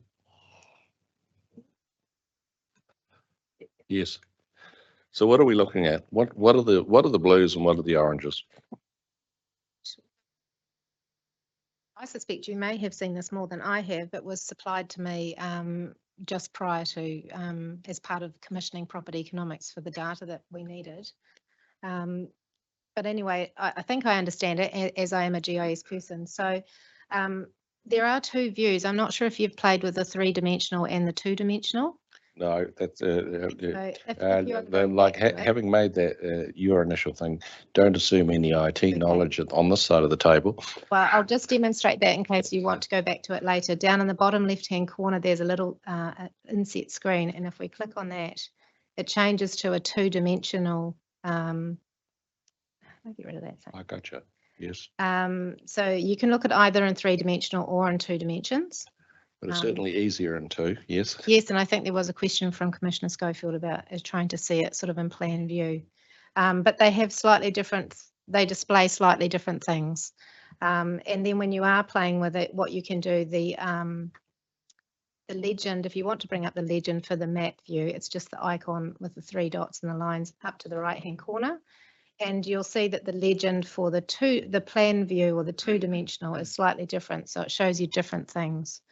So in this particular view, two-dimensional, the penetration of the OLS is shown in yellow, and all the other greens are where the ground level of the land is below the OLS, and it shows you the level of clearance. So if I start to zoom out, I think that map with the blue lines, which I agree was quite hard to follow where the polygons started and finished, this might be a slightly better way of visualizing that. And in this map, the yellow is in fact those blue polygons. So it's quite slow, but I would, this to me was an easier way to visualize those surface penetrations, the hilltops and the ridges, if you like, but it is going to take a while to upload. Sorry. Yes, I understand. Okay, so if we go back to the three-dimensional one, and you'll see the legend has changed. So this is showing us slightly different attributes of the information. And what I'm going to do is I'm going to turn off, first of all, the OLS so you can see what's underneath. Now, what I think the person, or is it Becca, have developed here for you is they've built a three-dimensional building envelope, if you like, of what's plan-enabled heights in the district plan. And I think this is probably the notified version of the PDP. And so we'll zoom in so we don't have quite so much data. So I think they've recognised the zoning pattern and the building heights, the maximum building heights under the PDP, and they've drawn these three-dimensional building envelopes, except where the building restriction would apply. So that would mean on a ridge line where we've already penetrated the OLS, the building restriction proposed by the designation of 8 metres would apply. So you can see in here, and it's very slow, but it's starting to build up those taller buildings. As long as they don't penetrate the OLS. Oh, actually, no, that's not true. Sorry, they're just building them, I believe, to the plan-enabled building heights of the zoning. So when that surface is complete, and it's even slower than it was before, I think it's just easier to show this layer first so you can understand, and then you turn the OLS on and you can see what's left, what's sticking through the OLS. I suppose, what height have you assumed in the central city zone? We can click on a parcel. See if I'm too far away. Because Commissioner Schofield's the expert of what's in those zones, but I'm guessing it's this threshold. but there is no height limit in the central city zone. Right, so they've probably made some assumptions. Like as say, above which policies apply, but it's not what we would call in RMA speak a height limit. I've just been told it wasn't done by Becca. This was produced by the council's GIS team. So we should ask them. There is information, and I'm just trying to click on a parcel. I think it's because it's thinking. And what it brings up, if you click on a particular building, which is kind of like clicking on a parcel in 2D, it'll bring up a little box and it'll have the zoning name. It'll tell you the height of that zone. And they've got right down to building precincts, so height restrictions in certain precincts. And it'll tell you the lowest OLS surface above ground level, and it will tell you the difference between that plan enabled height and the OLS surface that applies on that particular parcel. So I won't wait for it to completely populate, but if I turn on the OLS now, and it kind of think of it as a fog that comes in and only the tall buildings in the top of the ridge lines poke through. So you can see that some of those plan enabled heights are actually higher than the lowest OLS surface. And when we have a ridge line, those buildings will all be restricted, I think, already in this diagram to the 8 metres. So what the data in my evidence tries to shows counts of is the parcels that are where the blue is popping, the orange is popping through the blue. or where you can still see orange once the OLS has been applied, those are the parcels that we have assessed the impact of the OLS on. So those are the ones where their plan enabled height is somehow constrained potentially by the height restriction. But am I right, and maybe this is what was confusing me, that the colour coding in table 2 is the inverse of what the viewer shows? Yes, sorry, I could have done orange and blue, couldn't I? Would have been really clever. So the purple is the scenario that is the airport's proposed restriction, the 8 metres plus 30. The orange is the council's 11 metres plus 30 scenario. Okay, Got and- nothing to do with the orange and blue in the diagram, I'm sorry. Gotcha.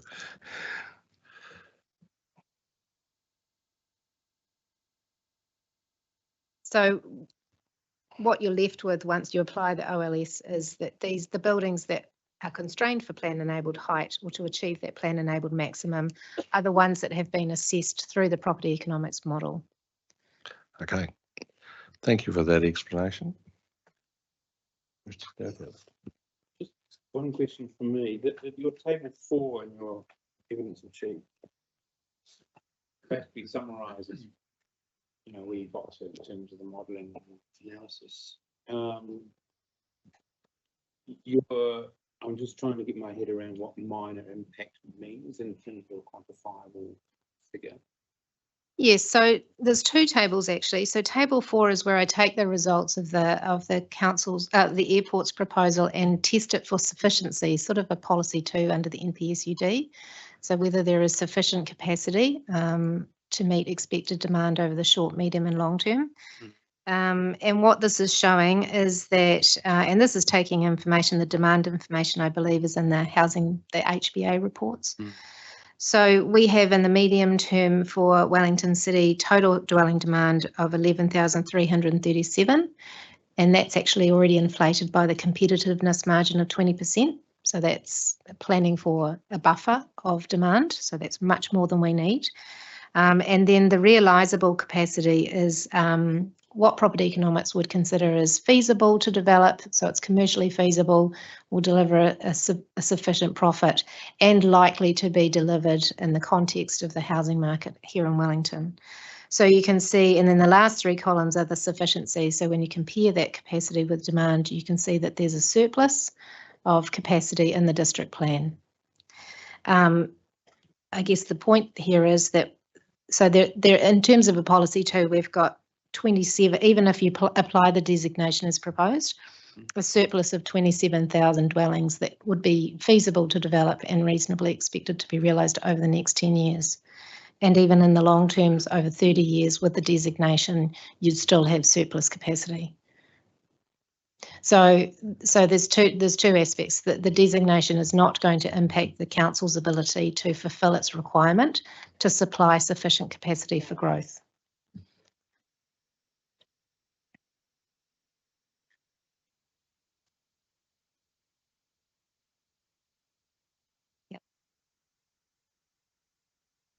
So that's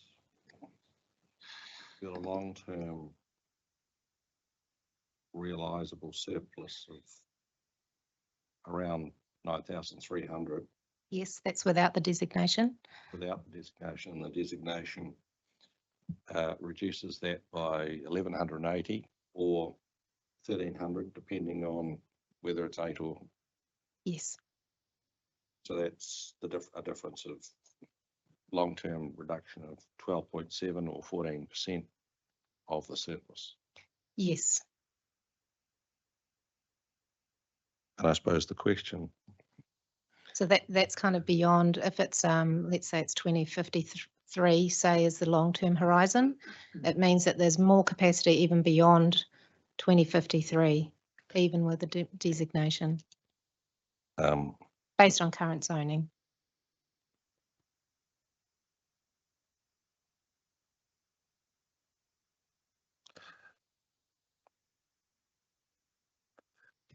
I suppose the question is, does 12.7 or 14% reduction qualify as minor? Well, What's the test of it's minor a in this? capacity that is not even required because it's an excessive demand. So you're taking away something that's never going to be built in the first place. So yes, I would say that is minor. I think if you go back to table 3 of my evidence is I think perhaps what's more important and where we get this minor is that the council's proposal of 11 metres and the airport's proposal of 8 metres has a difference of 137 realisable dwellings, and that is almost nothing in the context of Wellington City. So there would be very little difference between the two proposals. I suppose I need to put to you the fact that, and I'll ask Mr. Kyle to comment on this. You may be aware that we've been through an IPI process, and the panel employed a process of reasoning that's almost exactly what you've described.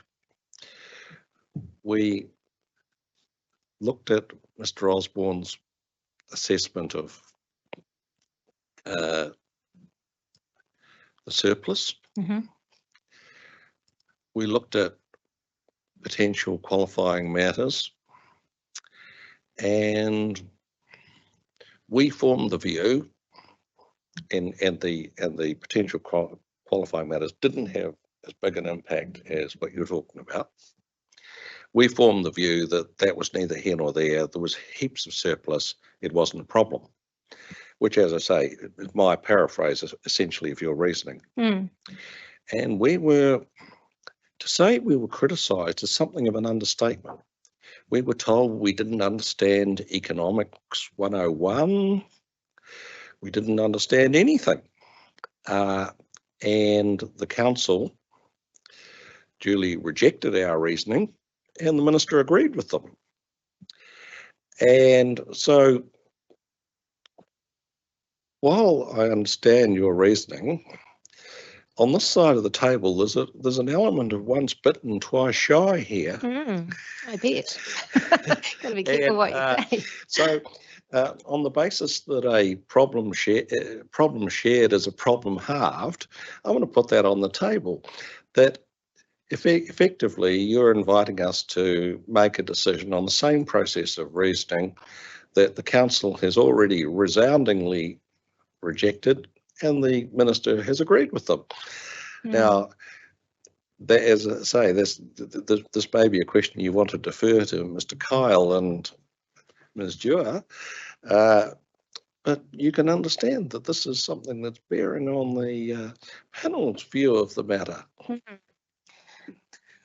I don't know what to say. I spend a lot of time working in the space of the NPSUD, and I believe your duties are to the medium-term sufficiency, which is a lot greater than that long-term sufficiency. I think your role to determine the life of the plan, if you like, that's the horizon that is most relevant. Because the council can do future development strategies and various other growth planning that can identify and address any shortfalls in the long term. Not that there is a shortfall.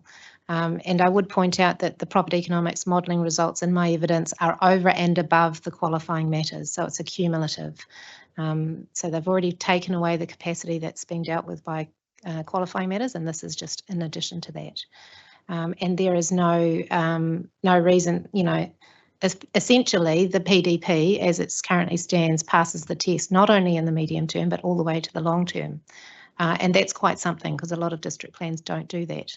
Some of them only cover maybe 10 and a half years, just scrape through the life of the plan, whereas this PDP has definitely, according to the property economics model, performed pretty well. No, just to clarify and maybe to put it in perspective, your tables 3 and 4, they're the worst case negative. The airport's refusing anything above those height limits, above 8 metres. Yes. Which clearly the evidence Ms. Les has showed is not happening to date anyway. Exactly. In the last year or so. Yes.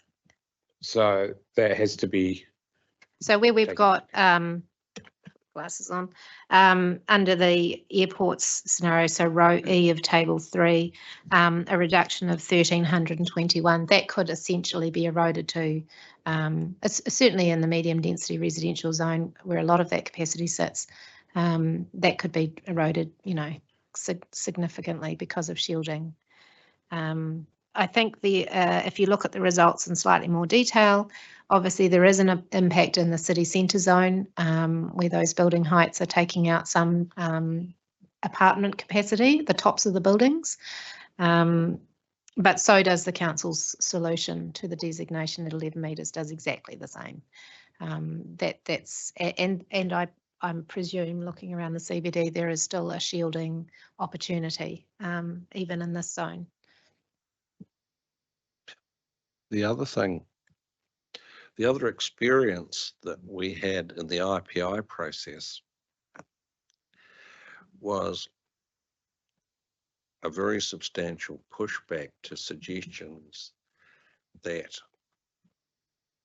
development in the inner city area, i.e.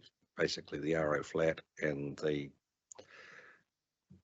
suburbs on the city fringe, should be the subject of constraint because the council's broader policies direct or prioritise development in those areas for things like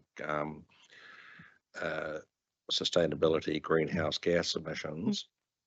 So you've given us an objective economic assessment, but is all dwelling capacity created equal? Should we be giving a weighting for constraints in, as I say, in the, well, effectively between here and there? Here and that hill over there I can see in the distance. Look, I'm really not sure if that's going to be necessary, because if you think about the capacity that may potentially, if there is no shielding, be lost in terms of apartments, that can actually be achieved with just a slightly different configuration of buildings. So you might just need a few more buildings that are slightly less tall, so shorter, and you'd recover that same capacity. So there you could get a very similar urban form development in these areas where intensification is prioritised, and still achieve the yield that you'd like.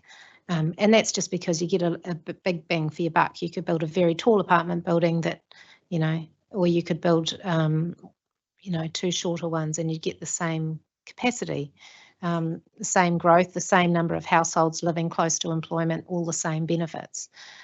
So I think there is a way to perhaps respect the designation and achieve the growth and all the benefits of intensification around the CBD.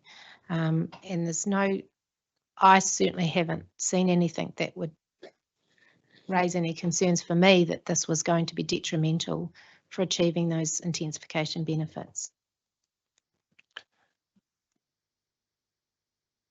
Commissioner Lutz, any questions? When we talk about the capacity, you have in your table 4 shown that the standalone housing in the long term will have a negative effect. When you are talking standalone housing, I would assume in a residential context that would be single houses. Yes, detached housing. Detached housing. In terms of the height, so far, most single houses are 1 to 2 stories. How would you see the impact to be then between the 8 and 11 metres? Because so this was covered. So what Property Economics found in their model is that they test a range of, if you like, building qualities for let's say for standalone houses and building sizes, and they've found that the proposed height restriction to 8 metres obviously prevents people from building those very large 3-storey standalone houses, but it doesn't prevent them from building a medium-sized 2-storey building. Still one dwelling, still caters for one household, same yield, same capacity. And that's why the results of the designation, when you run it through the model, don't show a very big impact, because there is that flexibility. So you may lose the ability to build some 3-storey buildings, unless of course they're shielded and you can go ahead and build it anyway. I should point out too, and I think it is explained in my evidence, that property economics haven't modelled some greenfield capacity in one of their catchments. I believe it has capacity of about 4,000 or 5,000 dwellings, which are primarily going to be standalone. And I believe they've explained in their reports in the past that actually cancels out that long-term shortfall. It's just that it's not within their model. So that shortfall is not actually an apparent one. It's just that it will be catered for by greenfield growth. Thanks for that. That's from me. Commissioner Black? Well, thank you very much, Ms. Hampson. You're welcome. Interesting discussion. So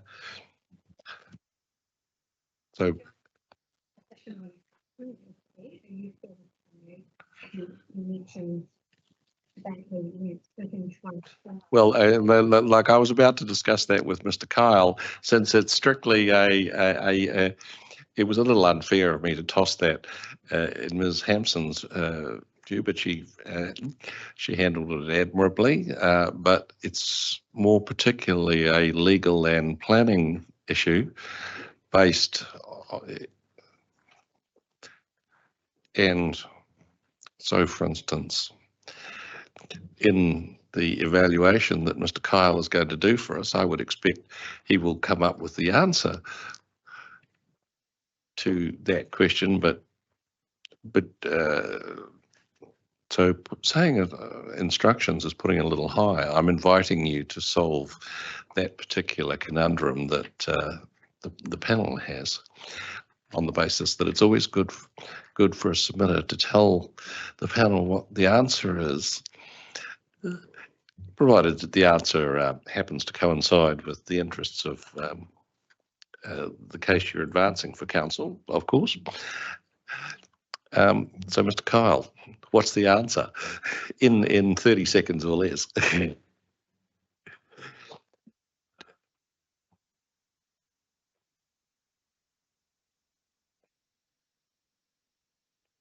Correct. Sorry, Greeners go.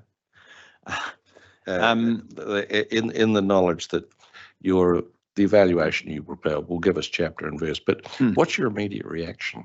My immediate reaction is that you have approached your decision making as you should, based on the evidence that you've been provided, and that evidence included some modelling of the nature that Ms. Hampson has also utilised. My view about where you got to in that sense is, well, you got to an appropriate position based on what you were presented with and what the evidence told you. Now, if subsequent decisions differ from that, then I can't really comment on why those decisions got to the point that they did. But it's interesting to me that the decision maker in that context didn't sit through the evidence that you did. And if we bring that approach back to what you're dealing with here today, certainly where the tools that Ms. Hampson has utilised to look at this issue of capacity, I've seen those utilised in other jurisdictions, not just Wellington, and panels happily rely on those models to form their decisions, and for those decisions not then to be subsequently challenged in the way that your decision was challenged here. So I don't know if that gives you any insight into my view, but that's what it is. You'll understand that doesn't give me a whole lot of comfort, but I understand where you're coming from. But I don't know how the council got to the view that they did here. Excuse me. In the face of a panel that had a judicial function and had made a decision on that basis. Well, best not that we don't comment on that either. So that's an opening shot. Thank you for that. And as I'll look forward with interest to your more detailed examination of evaluation. Is there anything else will you have a summary? Would you want to take us through it? Probably not. I've been getting a little bit of stick about how long the summary is this morning. So what I've endeavoured to Yes, do I is, did count the number of pages. so I've reduced my evidence brief to about 25% in summary, but for some that hasn't been quite sufficient. I don't think there's any real function in reading that summary. Perhaps I could just highlight a couple of points, because I understand there was one question in particular yesterday that came up around alternatives, and I've dealt with that in my evidence, and I've really briefly dealt with it at paragraph 16 through 18 of the summary. But I understand the question was, well, what were the alternatives assessed? And just to be clear, one alternative here that was assessed in the notice was to just retain the status quo and not modify the designation at all. And you've heard from Mr. Thurston why that wasn't an option that was preferred. That misalignment with the existing designation has with the ICAO standards that have evolved since the time that the original designation was set down is critical in determining that option wasn't one that was preferred by the requiring authority.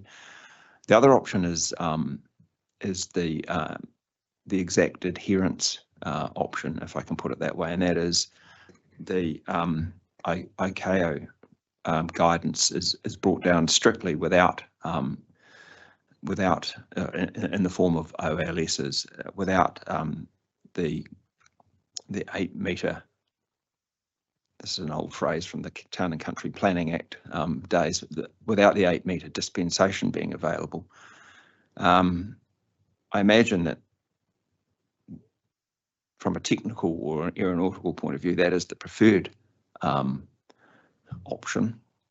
But that isn't the option that has been promoted within the notice. The option that has been promoted in the notice is essentially that option plus the 8 metre allowance for buildings, which is essentially a compromise option to, and I think I reflect on this a bit in my evidence. It's to balance a range of competing things, including intensification, and including enabling the ability for landowners affected to continue to develop reasonably conventionally without being impinged upon by the OLS up to at least 8 metres. And I think the other matter just to note there, well, sorry, that's what I'd like to say to you about alternatives. The other matter I'd quickly like to canvass is this issue between 8 metres and 11 metres, which was the basis, or is the basis, of the council's submission to you. You've heard, I think, pretty comprehensively this morning that the presence of the OLS isn't necessarily the end of the matter. All that does is trigger the airport to have to consider whether or not it's a yes, no, or a maybe, I think you put it, Mr. Chair. And Ms. Hampson has also reflected on that and suggested to you that her assessment is highly conservative and assumes it's always no. And when you look at Ms. Lester's evidence,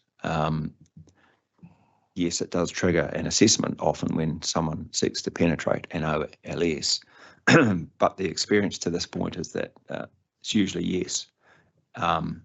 It's sometimes maybe with an assessment, and the assessments that have occurred to this point have resulted in a yes as well. I have seen in other jurisdictions where it is a no. So that does occur, but the experience here recently is that there hasn't been too many no's. So I think that's an important consideration when you look at necessity of this designation. And the other element of necessity, of course, is this need to adhere to the safety requirements that are brought into the New Zealand jurisdiction by ICAO and CAA that Mr. Thurston has given you quite a bit of evidence on.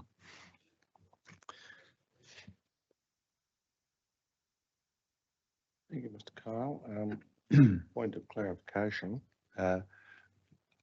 satisfying my curiosity. You've got your paragraph 11. Is that in my evidence in chief? In your evidence in chief. 5 designations that started G2. What was G1?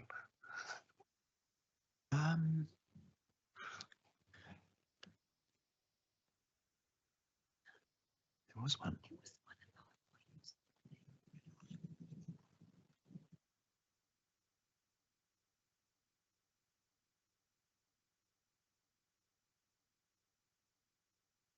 Was it land? Yeah.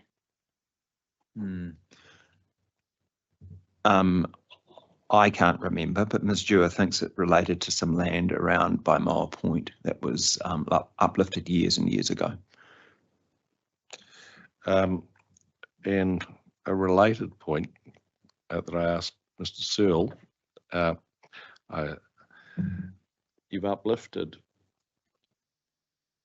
what was G3 and is now YL3. Do you see any difficulty renumbering the subsequent ones? No, I have no difficulty with the numbering convention being altered to avoid gaps. And probably avoid questions like what happened to G1. Yes, indeed. I was just thinking exactly that.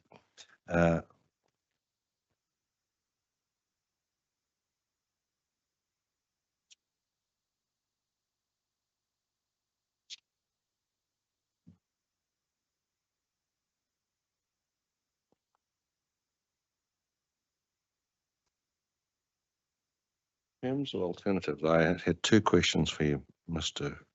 Kyle. You've presented effectively what I would call a hybrid approach, neither status quo nor strict compliance. Do you think that there is room for some more tweaking of the hybrid that, following the train of thought I was discussing with Mr. Thurston, it does appear a bit odd, for instance, that there are height controls over the Karori Valley, over Aro Valley, narrow, well, Karori Valley is quite wide, but it's entirely it is a bowl at altitude. Aro Valley, very narrow, running at right angles to the airport. The flanks, for instance, of Mount Victoria, on this side of Mount Victoria. In fact, the flanks of this side of the Kelburn Ridge, the university, the terrace, all raise questions in my mind about whether there is room for a bit of tweaking here and there and still achieve the safety objectives that you've rightly put to us, but give greater weight to the effect of the topography. Mm-hmm. Yeah, I was, I followed your questioning with interest this morning. As I understand it, if there is a departure from the conventional approach to setting down OLS, then there's in some of these other locations, it's probably necessary, and Mr. Thurston might know the answer to this, for quite comprehensive risk assessments to have to be undertaken. Because I think he told you about it's not just about scheduled aircraft necessarily. There are other aircraft that rely on those surfaces. And I imagine that if you had to pick some holes in the conventional laydown of OLS, you would have to do a risk assessment and probably a detailed aviation study as to what all that meant, which could be quite a complex and protracted affair. The other issue is one that slightly has, well, I think he touched on as well. These requirements are international requirements. There doesn't seem to be a lot of flexibility in the way these regulators tend to view things. And there could be a potential issue with Wellington's ability to operate because it departs in some way from the conventional application of OLS as ICAO might see it being applied. And he did mention there could be ramifications associated with that. So when you add those things together, my view is, and well, I guess the third thing is actually how difficult is this to administer? And when you look at this, what is quite a new innovation, I think, this mapping tool that has been developed between the airport and the council, and which is readily available for use in the E-plan. The difficulty in administering the OLS designation is far less than the old ways where people relied on paper charts and survey information. So when you wrap those three things together, I would suggest that the way that it has been approached is the appropriate way. Okay, Mr. Schofield. Thank you. I mean, I think you're quite right to highlight in your response just now in terms of the alternatives. Would you accept that the council's suggestion or submission actually in terms of raising that 811 is an alternative method? It is an alternative, yes. Yeah. And for that reason, we've made quite a bit. Well, I've made quite a bit of comment about it in my evidence. Yeah. I mean, you heard my question earlier this morning around the fact that we've got this information about the impact on the development capacity of the city and the costs of the administration of that, both for the airport and for users and things. And the other issue, the other side of that balance is the risks, and you just referred to risk assessments and things. From a planning perspective, it is a natural question to raise, isn't it, that the minimum height for all residential zones around the city is 11 metres.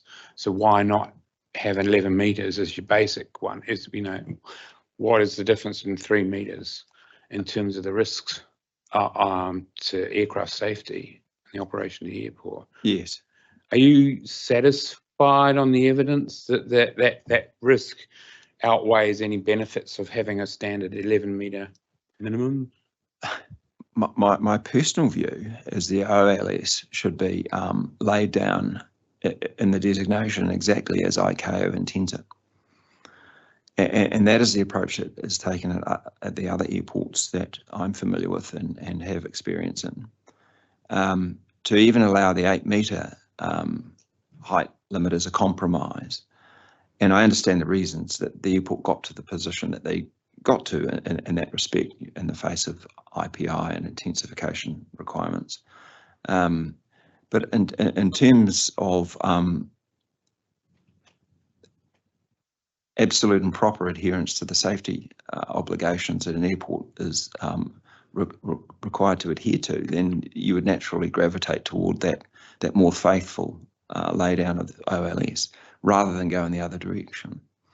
And I think Mr. Thurston also, you know, he did a little bit of extra work between writing his evidence and appearing today about asking the likes of Aeropath what would it mean if it was 11, and it does change the way that the airport would need to operate. And I don't know how substantial that is, but I understand it is reasonably significant.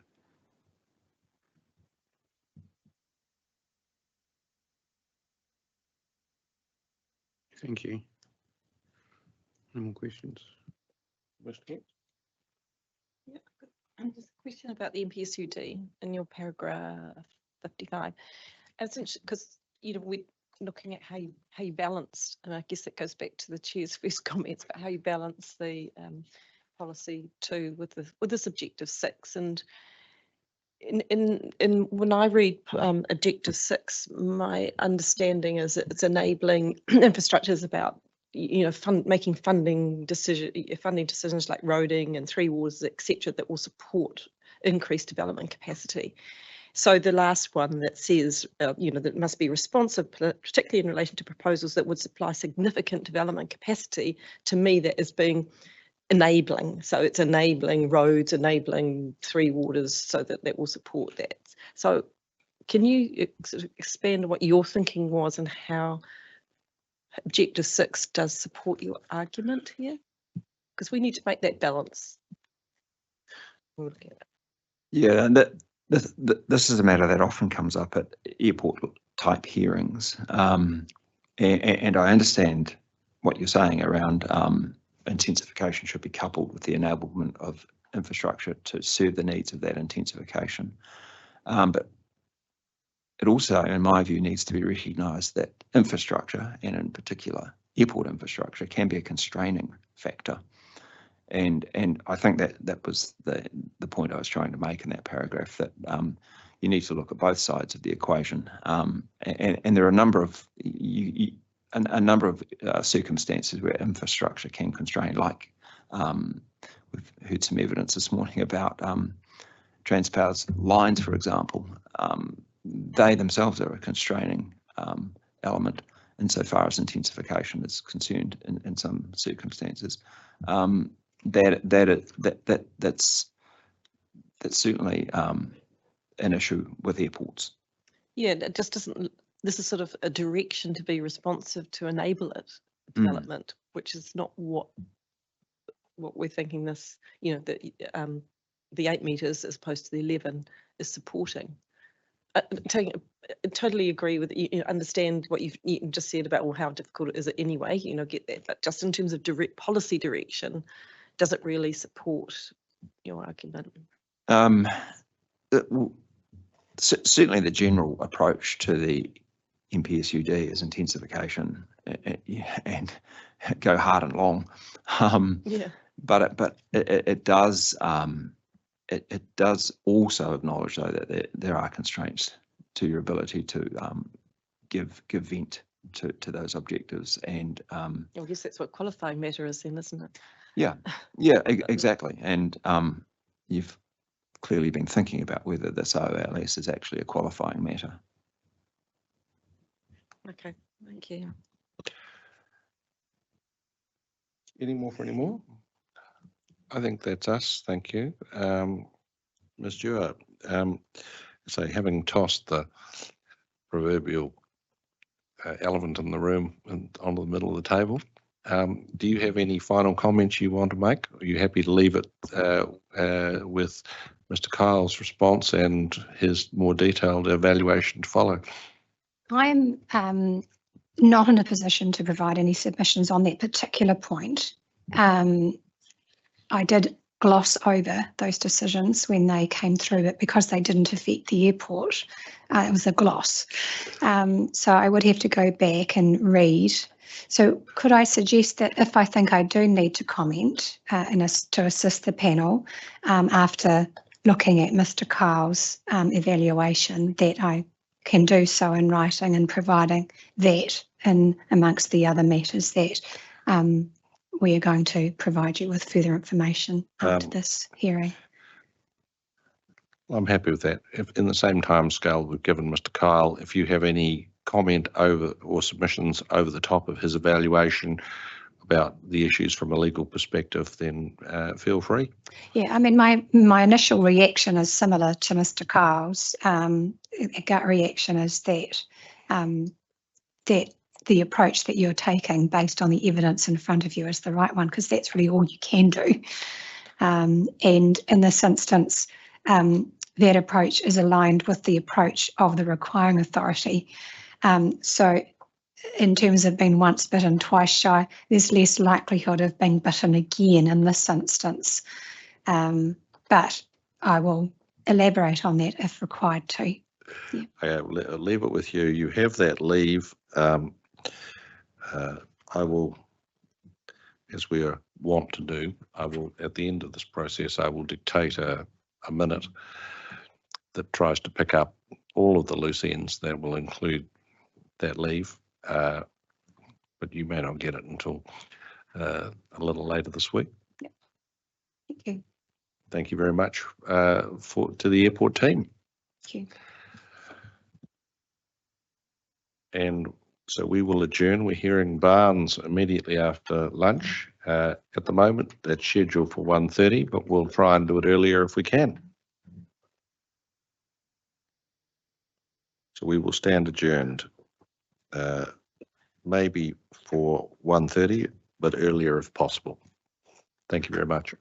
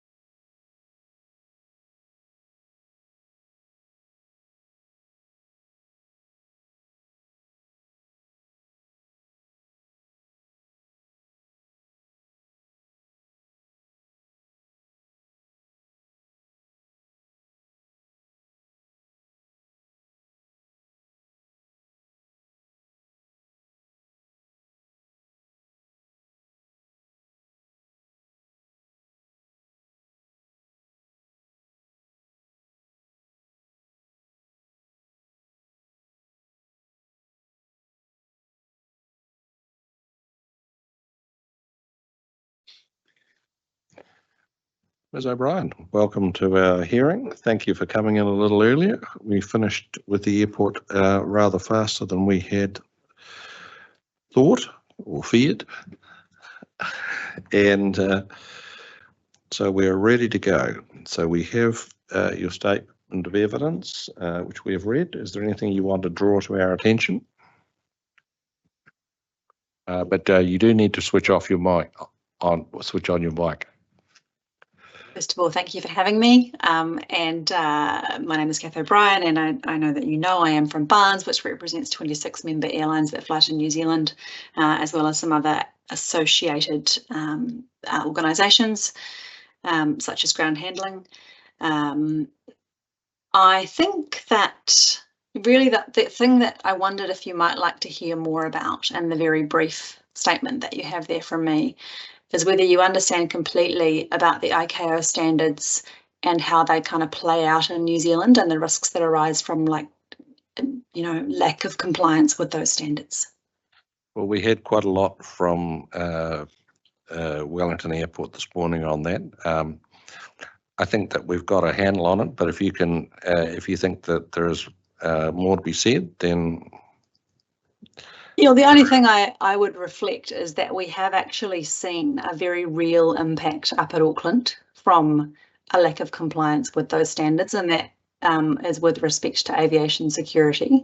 There was an aviation security audit in Auckland by ICAO, and I think I would just say that there were a range of remediations required by ICAO, and New Zealand is working its way through those. And, you know, I'm being careful with what I say just because of the nature of the findings. But I think that put New Zealand, you know, in a moment of real risk of non-compliance, and foreign airlines do look at an airport in a foreign state that is non-compliant with ICAO standards in a dim light, as they consider putting their customers and their assets in that state. So I think it really is a risk not to be understated. So that's really all.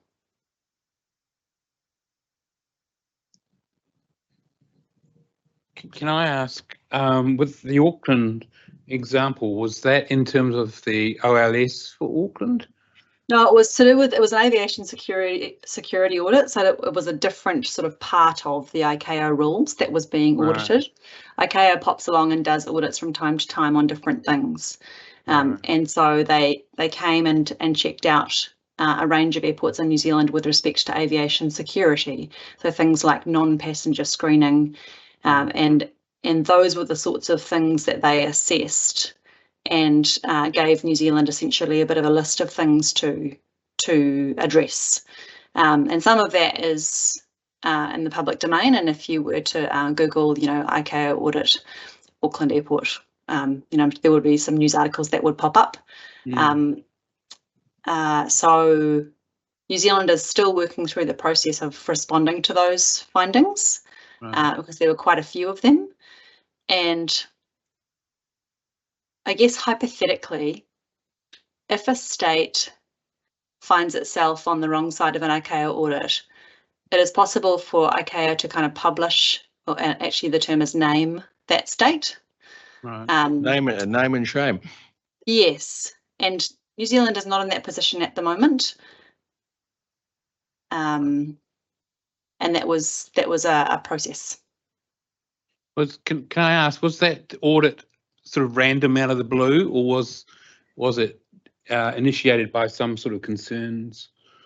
No, ICAO just sort of works its way around the globe, and it notifies states that it's coming, and it comes on various different matters at different times. So it's sort of, I guess it's slightly random for the state, but I'm sure ICAO knows what it's doing. Thank you.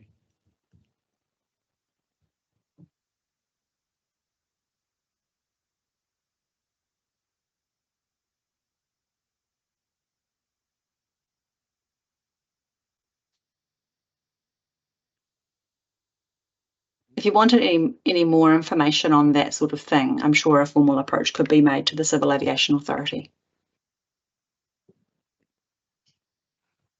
Good afternoon, Ms. O'Brien. I just have one question with regards to your position on the OLS in your evidence. You're saying that the OLS designation is an appropriate tool to be used to actually achieve the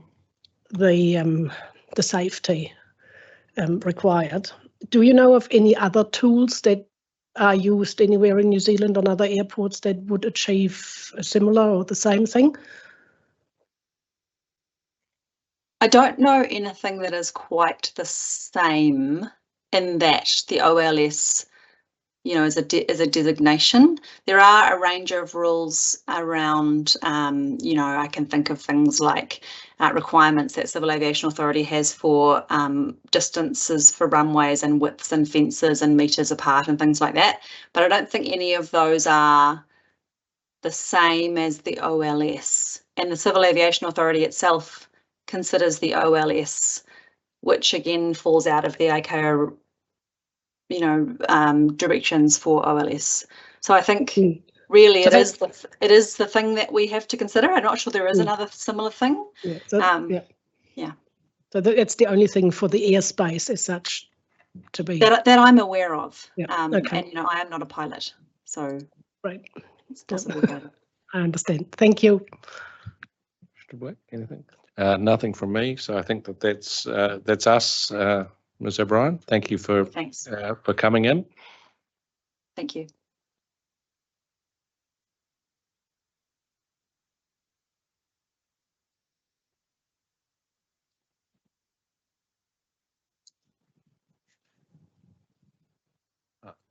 Ms. Weber, you out there? Yes, indeed. Hello. Hello. Hi. I believe I'm going to be very short and brief because I think a lot of the questions I had and my evidence were actually been answered today with the information from Wellington International Airport Limited's evidence. So and then in particular Joe Lester's and Lachlan Thurston's evidence have answered a number of questions I had in relationship to the 8 metre and 11 metre height limits and how they get used and why they have those. I think the actual GIS tool is really good, and it's actually sort of opened my eyes to some of the things that the airport has to cope with. I would say that I agree with Mr. Whittington's and also I believe Natalie Hempson's evidence that it does actually add, the height limit will add expense on people wanting to go to that 11 metre height limit, whatever's said about it, and the cost, you know, comes in relationship to, I suspect, not only the number, you know, the people that do it, but also the people that don't do it, and the fact that the number of requests is actually quite low, with only 11 requests since August 2023. And I agree that shielding is probably a problem, and as Joe Lester talked about it, it appears that that is something that needs to be taken off to someone else to have a look at, and it's a bit more complicated, and it's just not terrain and building heights, and you need a bit more sophisticated software to actually do that. I'm sure, and eventually that information could be probably put into an overlay of some sort for people to look at as well, but at the moment that's not happening. One thing I would like to, you know, like, it's good to see the records of, you know, the fact there have been 11, you know, people asking for this, and some way of actually having that so the airport can actually show that, you know, what are the records that are happening, so it's in the public domain, you know, in the same way that has been shown in the evidence that Joe Lester had, but it would be better probably potentially if it was a street name or something like that would be good. And agreement with Mr. Whittington's that somehow that the designation, some way of having the permission process written up so that all parties are aware of it, and that it's got some sort of process and some sort of timeframes and the past decisions. And I think that basically covers it, because I think you've asked the questions in relationship to Bridge Street East, and I think Joe provided that information. I still think that if you have something in a designation, it should actually have a realistic thing in it, even though you've only got 2 or 3 buildings in it, and they're talking about roof lines. It seems a bit bizarre, but anyway, that is what it is. So that's me. I think I've covered. Okay. Thank you, Ms. Weber. I'll just ask my colleagues if they have any questions. Commissioner Schofield. I think we're good. As you will have gathered, having gone uphill and down dale with the airport this morning, I think we've got a reasonable fix on what this is all about. We understand your position. I don't have any questions, and we should say thank you for coming in, and farewell, and we'll see you. No doubt see you again. That was really useful, having your questions, and some of them, just for a layperson to actually understand things. It was really good. So thank you very much for your questions. Not a worry. Well, we'll bid you a farewell then. Okay, thank you. Bye. Bye. Looks like we're waiting now for Mr. Halliday, because we're a bit early for him. So we'll adjourn until Mr. Halliday comes online.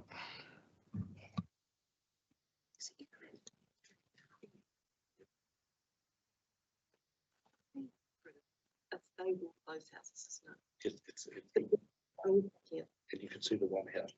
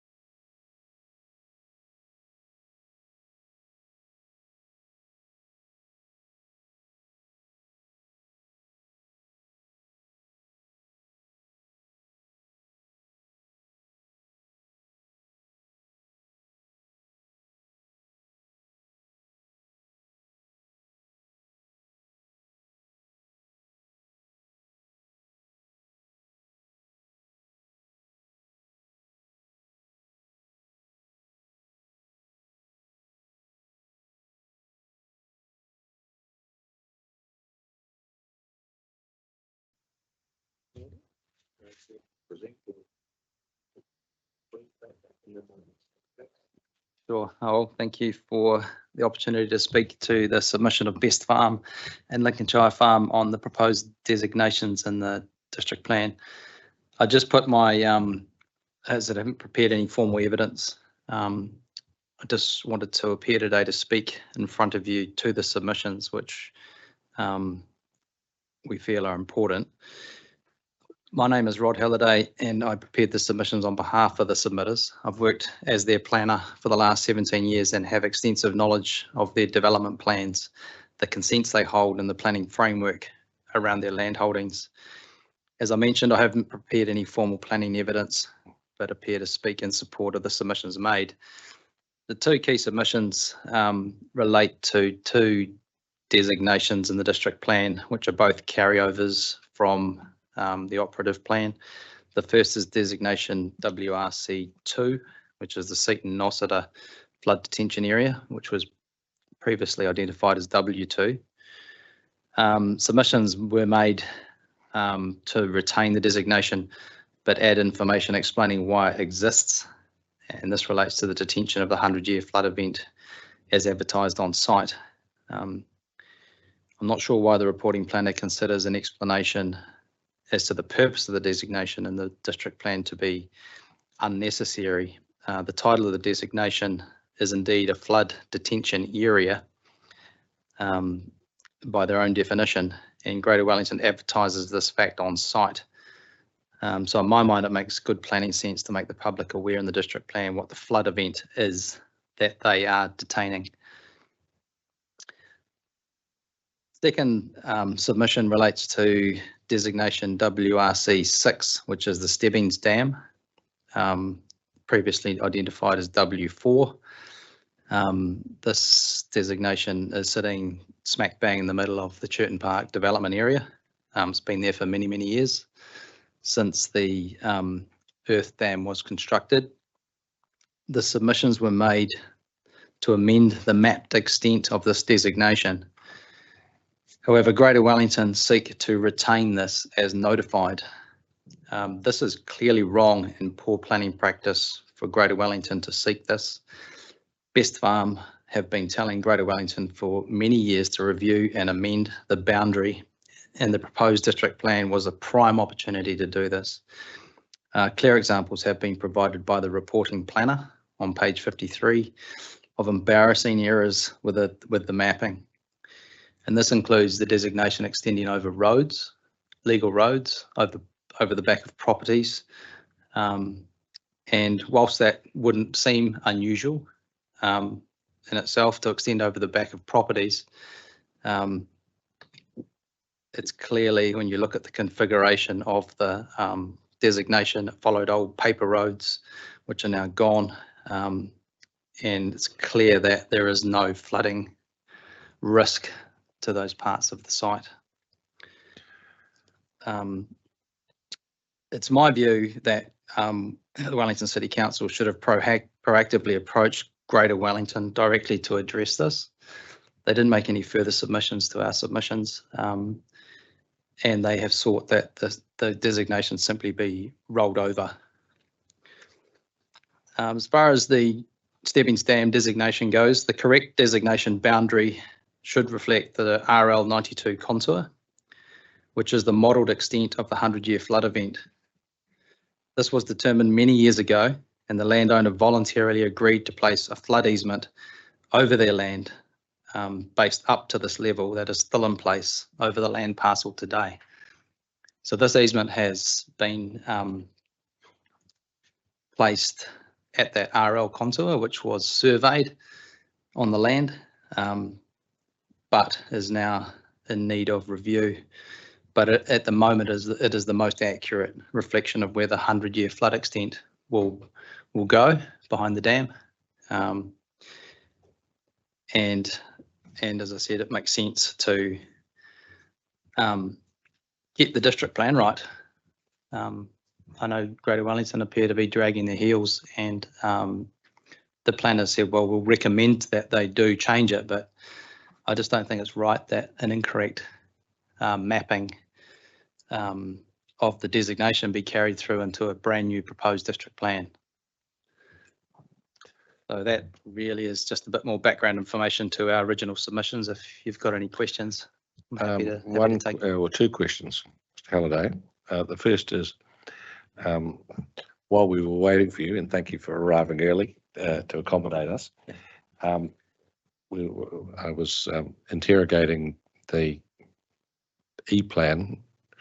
I took the zone maps off, and so it's just showing the designation boundaries, and the what the reporting officer has shown are not the only examples. No. Like there must be 10 to 20 houses that are in whole or in part the subject of flood designation, and can we assume that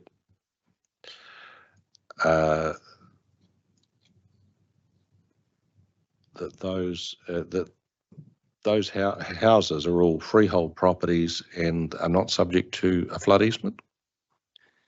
They're all freehold, and the majority of them are not subject to the flood easement. No, some are on the lower extent, but they're not affected to the extent as reflected by the designation boundary. So the properties that do still have a flood easement extent on them certainly don't affect any building or structure. It's potentially the lower part of the site where the property sort of runs back down into the valley. So there are some properties that have had a part of an easement fall back down onto the residential lots, but only the rear portion, and certainly not where there are buildings. And are you able to give us what you think is the correct map? Certainly, yeah. Or I just need to, well, the most accurate information we have at the moment is the surveyed extent of the RL92 contour, which is in the form of an easement over the various titles. Well, So if that was the basis for the easement, that's a good start. Yep, and that is the most accurate, and that would be a great start just to get that, to get the designation reflecting that boundary, and then a further check to go along it to make sure that where there's been minor earthworks, approved earthworks, that it hasn't affected that extent. So I can certainly provide that to you, Commissioner. Thank you. If you could, within the next few days, that'd be great. And the last thing is that have any of the houses, well, have the houses that have been built with Greater Wellington's consent requiring authority? Were they asked? The subdivision itself involved, so the subdivisions that created these properties were created with consents from Wellington City and Greater Wellington. So as part of that process, they were aware that there was bulk earthworks in a subdivision. They were joint applications. The majority of them were joint applications which would have gone to the city and the region. The approach that the City Council has always taken is that, and when I write the consents, I have to acknowledge that the site is affected by a designation, but I tell the story I've just told you in the consent, and that is designation is wrong, has been for many years. We're relying on the easement that is on the title, which reflects the 92 modelled flood extent. I suppose, I think what you're telling me is the subdivision has WRC consent, but not necessarily the houses that have been built subsequent to substance. No. Commissioner Schofield, any questions? Would you say that the approval from Greater Wellington was the equivalent of a Section 176 approval as designating authority? Do they say that in their approval? No, they don't. No. So the consents I'm referring to that went to the region were for bulk earthworks. So for breaches. I see, for resource consents. Correct, yeah. But what I'm saying is part of that consent for bulk earthworks was the subdivision, and behind it as a joint application. Right. So they would have been aware, but not officially been requested to give permission under section 176. Because my knowledge of the regional council, it is quite siloed in terms of the operational arms of it. So the flood protection arm is quite distinct from, say, the consenting arm of it. So the consenting arm may be aware of it, but that doesn't necessarily mean that council as a flood protection designating authority would be aware of it. Yeah, I agree. Agreed. Okay. No other questions? Yeah. I'm just a little bit unclear on the map. So there's actually 3 areas. So there's the dam, and this is on the maps and in the designation information. And it says there's the Earth Dam storage area in Stebbins Valley. Number 2 just says near Westchester Drive. It doesn't actually have a, what is it? So there's a small one on the planning maps that's just north of Westchester, with the U-shaped area is Yes. south of Westchester and has a purpose. Well, it is described in the designation. Do you know what the one that just says near Westchester Drive is? Yeah, there's, so on the planning map. Before you go there, can I just ask the Commissioner to repeat, what was the third one? Sorry, there's the first one is the dam, the big one. Yeah. The second one is just, is not described as having a purpose. That just says it's near Westchester Drive, so it's just north of Westchester. Yeah. And the third one is the U-shaped area, which you've been talking about. So yeah. So there's 3 parts to it. You're right. So the main one goes up the valley, and then that one north of Westchester is exactly that. It's north of the intersection of Westchester and Melksham Drive. And then the other one, which is the U-shaped valley, is what we call the Lakewood. And it's showing on, if you pull up the designation, you can see those 3 Yeah, that's right. distinct areas. Yeah. But what purpose does that? Well, so what happens is they're all hydrologically linked. So what that means is that there's a pipe from both those extra little areas that connect down to the stream. So in that 100-year event, when the water backs up, comes up, it'll surcharge back up through those pipes and actually occupy those areas that seem separated, but they're hydrologically linked through pipes, so that will actually back up into those areas. And those areas are exactly what should be the 92 contour, which is the modelled level. The dam, the water behind the dam can't physically go any higher than that because there's actually a spillway. So once that dam gets up to a certain level, it can't rise any further. It starts to go over a spillway. And So it's effectively a weir. Yeah. So your comments apply to that small area as well? You're saying that's not. Yes, it does. Yeah. It's not in the right place either. Potentially not. No, I'm not. I don't have extensive knowledge of that particular gully. No, but that's what your submission is saying, that needs to be looked at. The whole thing should be remodeled, That's- yeah, yeah. redefined. And Okay. so when I use the word dam as well, Commissioner, you're right. It's technically not a dam. It's a stormwater detention structure, Yeah. which has a pipe underneath it, which acts as a throttle. So it's the same concept as hydraulic neutrality. It holds the water back and can take a certain volume through it, which controls the rate of discharge and the hydrograph down through the Paeroa stream and Tawa.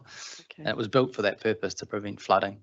But if you get a really, really big event, it will overspill. Okay. Oh, because we just need to, when we're talking about WRC 6, that it's actually 3 different patches. Or it's There's in 3 parts. designation With 3, Yep. 3 different parts to Yeah. it. So, Correct. yeah.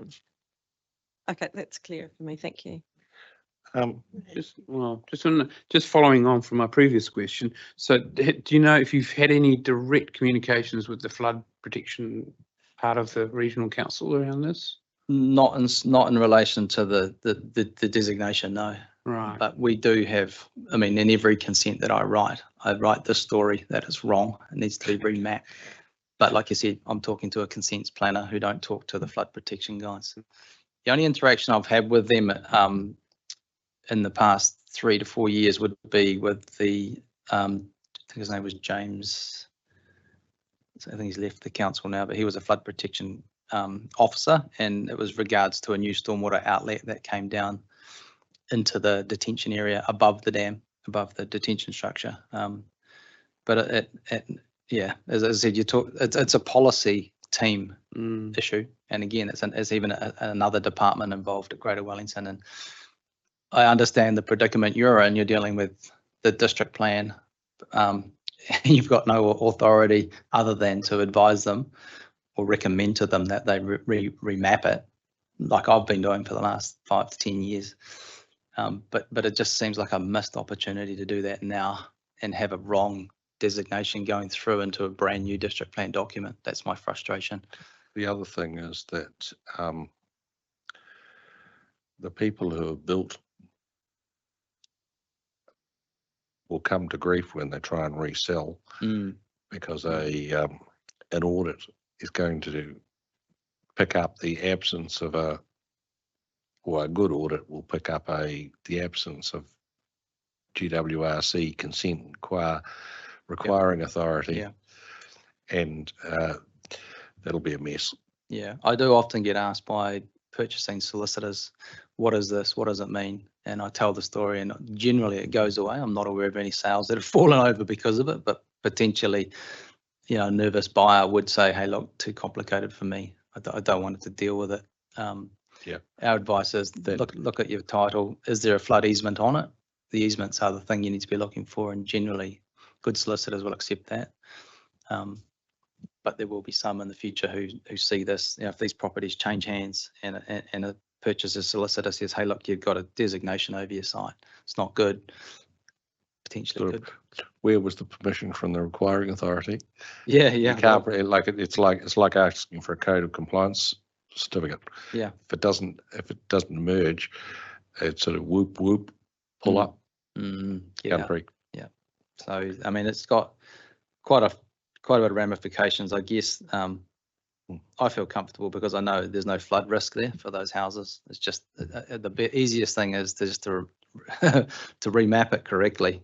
Yep. Any other questions, team?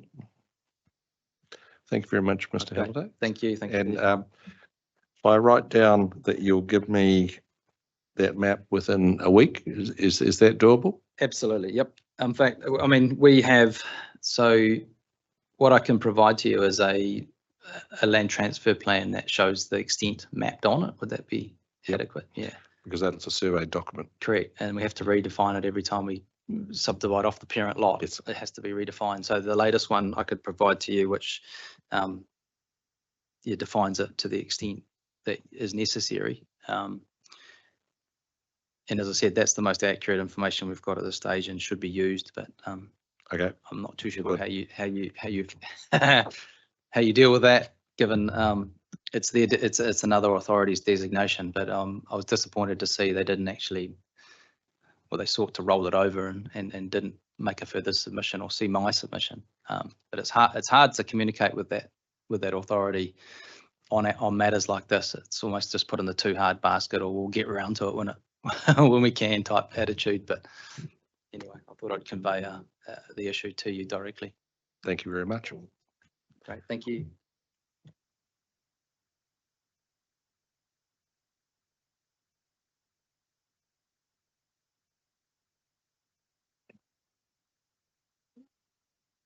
We have Dr. Blatchke, I presume.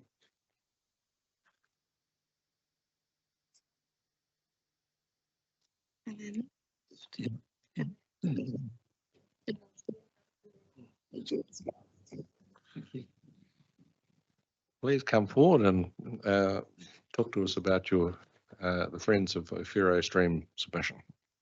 Thank you.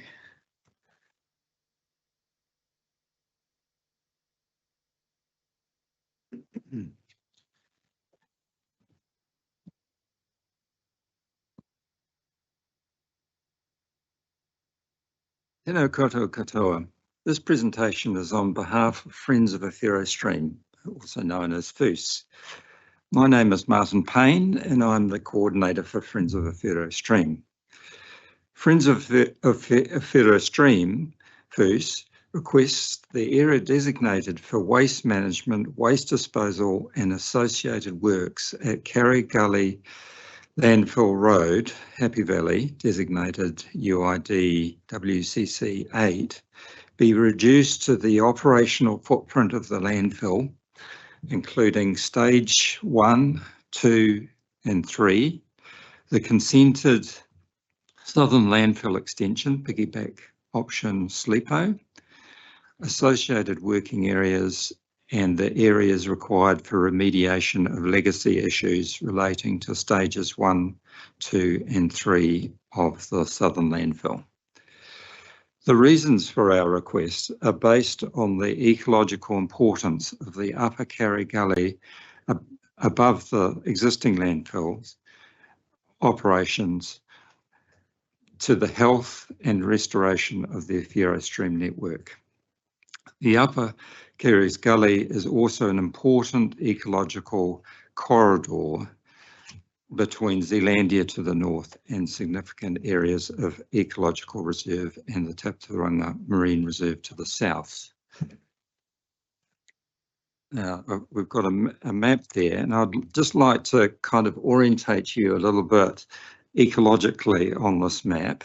What we have to the north is Zealandia and Pole Hill Gully, and then to the west, we have the Capital Kiwi project. To the south, we have the Te Kaupahau Reserve and the Taputaronga Marine Reserve. And moving towards us from the east is predator-free Wellington, which has advanced to Island Bay, and we anticipate that they'll be working in this area within the decade. So that's the good news. The slightly more difficult news, and you'll probably see that on the map, is that we've got 3 quite significant landfills in the catchment. The one in the centre is the City Council sanitary landfill. And the Carey's Gully, the Upper Carey's Gully stretches up to the north of that, and I hope you can see on the map that there's really a very significant network of stream there. Now, people talk about it being the Carey's Gully stream.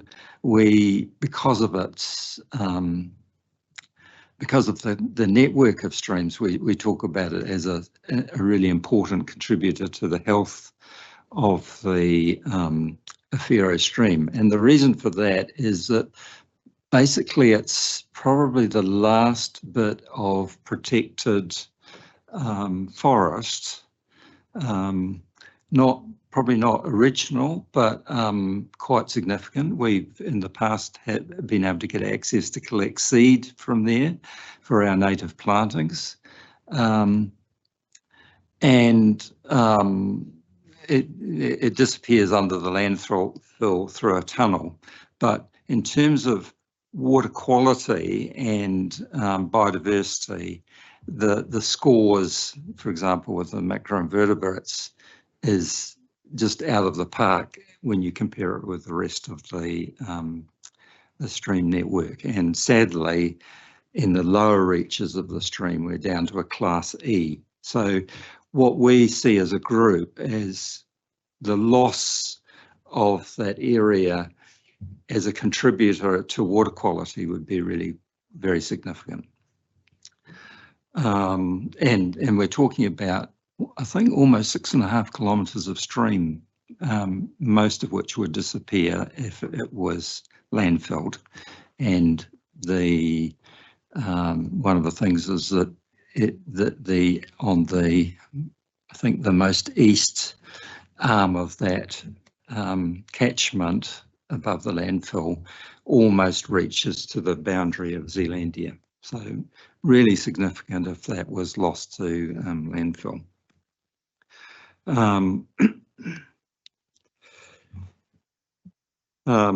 Yeah, so it's in a way at the moment it's protected nature almost by in a way it's very inaccessible because of the landfill operation and the the actual valleys are very steep. So in some ways that's protected it from any other activity.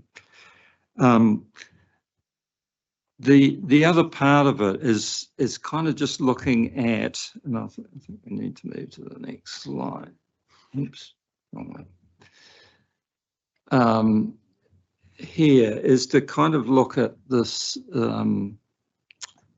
the importance of this area as a ecological corridor down from Zealandia down to the Marine Reserve at the bottom of the map. And our views are very much in alignment with the City Council's Outer Green Belt Management Plan. And in chapter 5.7, which relates particularly to the Kopahau Reserve, which is primarily the bottom section of this, there is a section in there under land administration, which is 5.7.2.1 under land status.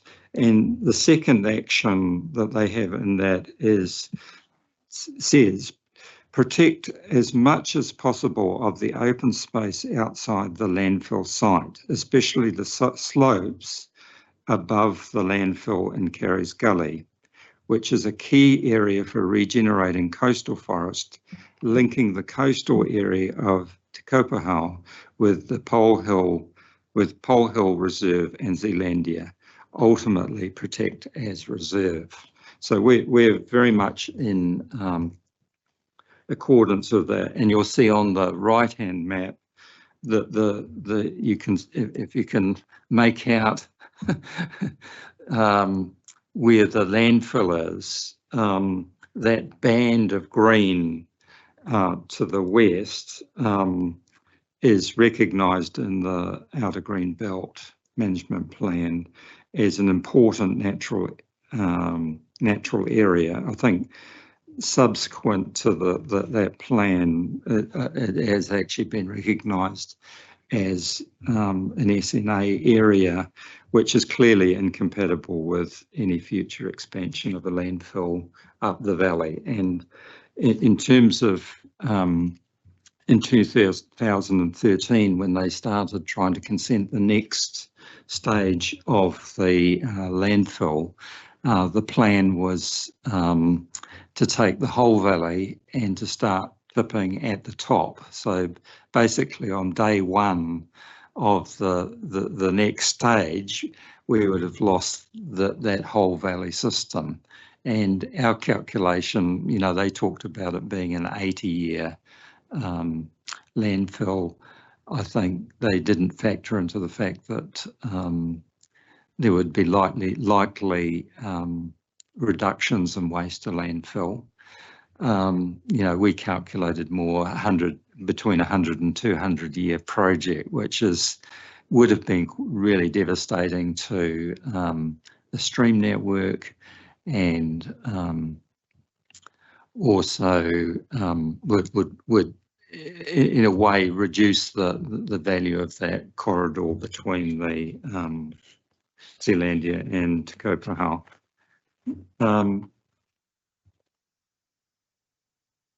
So really, what we've Friends of Awhero Stream have been working with the Wellington City Council for the last 11 years to minimise the impact of the landfill extension on the Awhero catchment. With the innovative design of the consented Sleepo extension, which is being built on top of the existing southern landfill footprint, and the City Council's adoption of a zero waste strategy, the Awhero community has gained some assurance that there will be no further landfill extension up the Carey's Gully.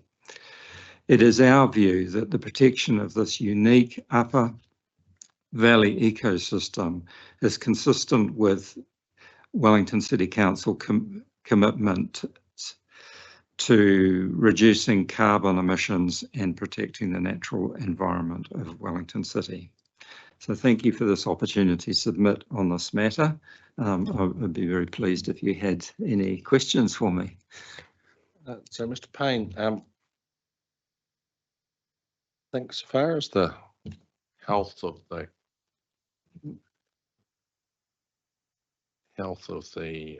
stream is concerned, strictly speaking, that's a regional council matter rather than a city council matter. But so that's the first question. Is the designation the right way to achieve your objective, or is it more through the regional planning instruments? Well, it's been interesting because, well, you know, we, in terms of working with the City Council, we started 11 years ago when they first tried to get the consent for the landfill. And the interesting thing is that a lot of the consenting was about the loss of stream length. And we have kind of a different, maybe I should move to that. Oh, sorry, I'm just, it's not.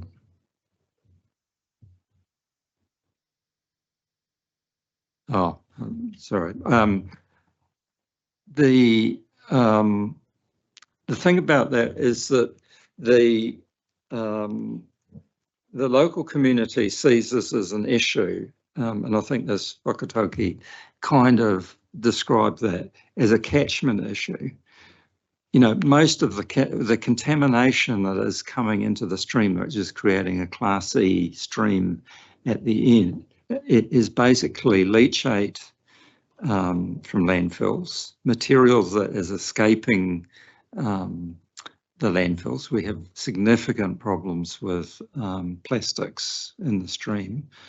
And then we have stormwater and wastewater issues. So we've kind of collectively hit the jackpot in a negative way. And we've done, we've planted something like 35,000 trees in the last 20 years that we've been active in the catchment.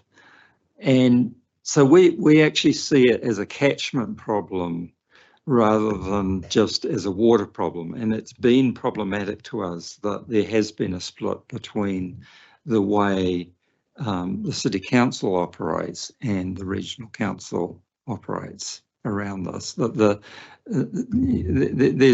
there's always a lot of debate about which bit of the stream bed the City Council's responsible for. And we, in working with the council, the first two attempts, we were able to stop the consenting process for the landfill. And it wasn't until we got to the third one, and I'd have to be very appreciative of where the Wellington City Council moved to, is to work with the community on that.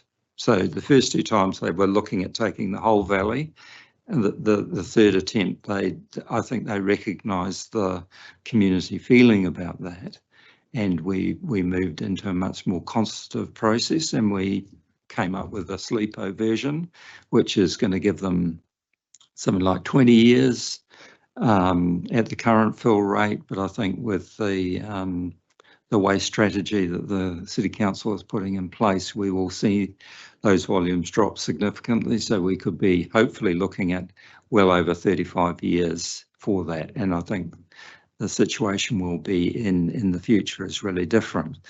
But the difficulty with the designation as it stands, because it goes right up that valley, is that basically everyone is saying, no, we can't do any restoration planting up the valley. And just above where the landfill is, there has been an area of disturbance that we would be very keen to plant in podocarps and make it a very carbon dense forest in what is quite a deep and protected valley.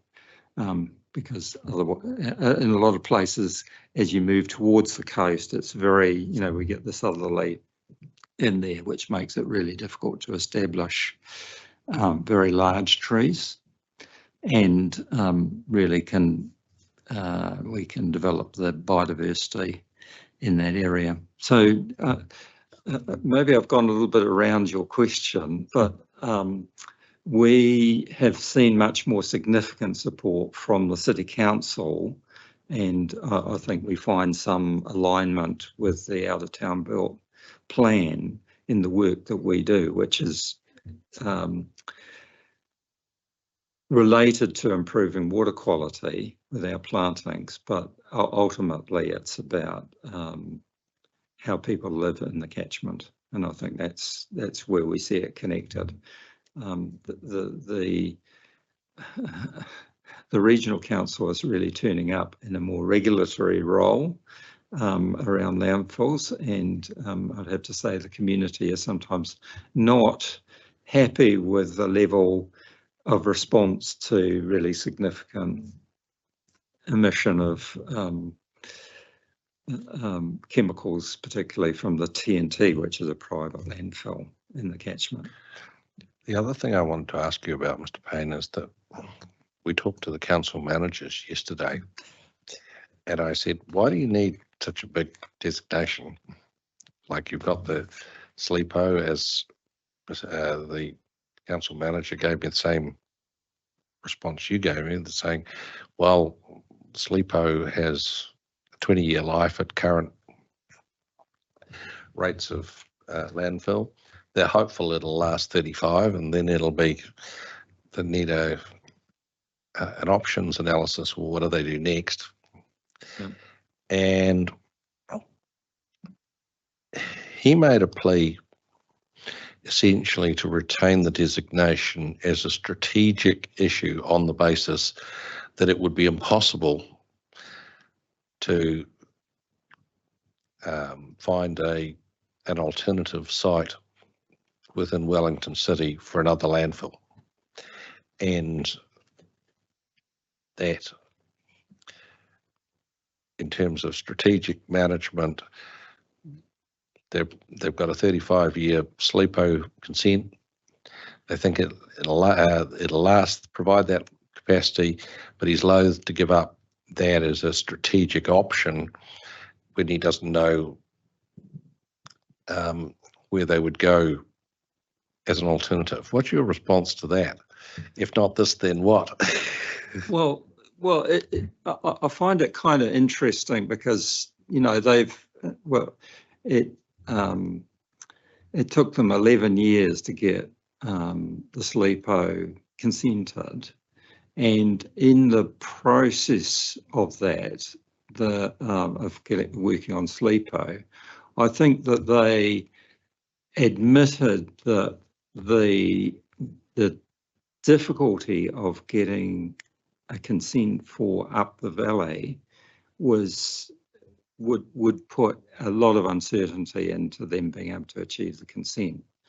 Now, in the second iteration, which was up the valley, you know, we had people claiming that actually them building the landfill up the valley was going to be a positive for the Maori of the catchment, and the community went absolutely ballistic on that because it was such a ridiculous statement from the planners that were engaged on that project. And I think what we've come to in the third iteration is a clear understanding, and I think if I don't have these in front of me, the council made a motion that they understood in adopting the business plan for SLEPO. They added a motion that was about caring for the local community and the local environment in the Ewhera catchment. And our understanding was that the councillors can't commit future councils to things, but that there would not be a further landfill in the catchment. The city has made a decision to concentrate its waste in this catchment. It's had really significant impacts on the health of the stream.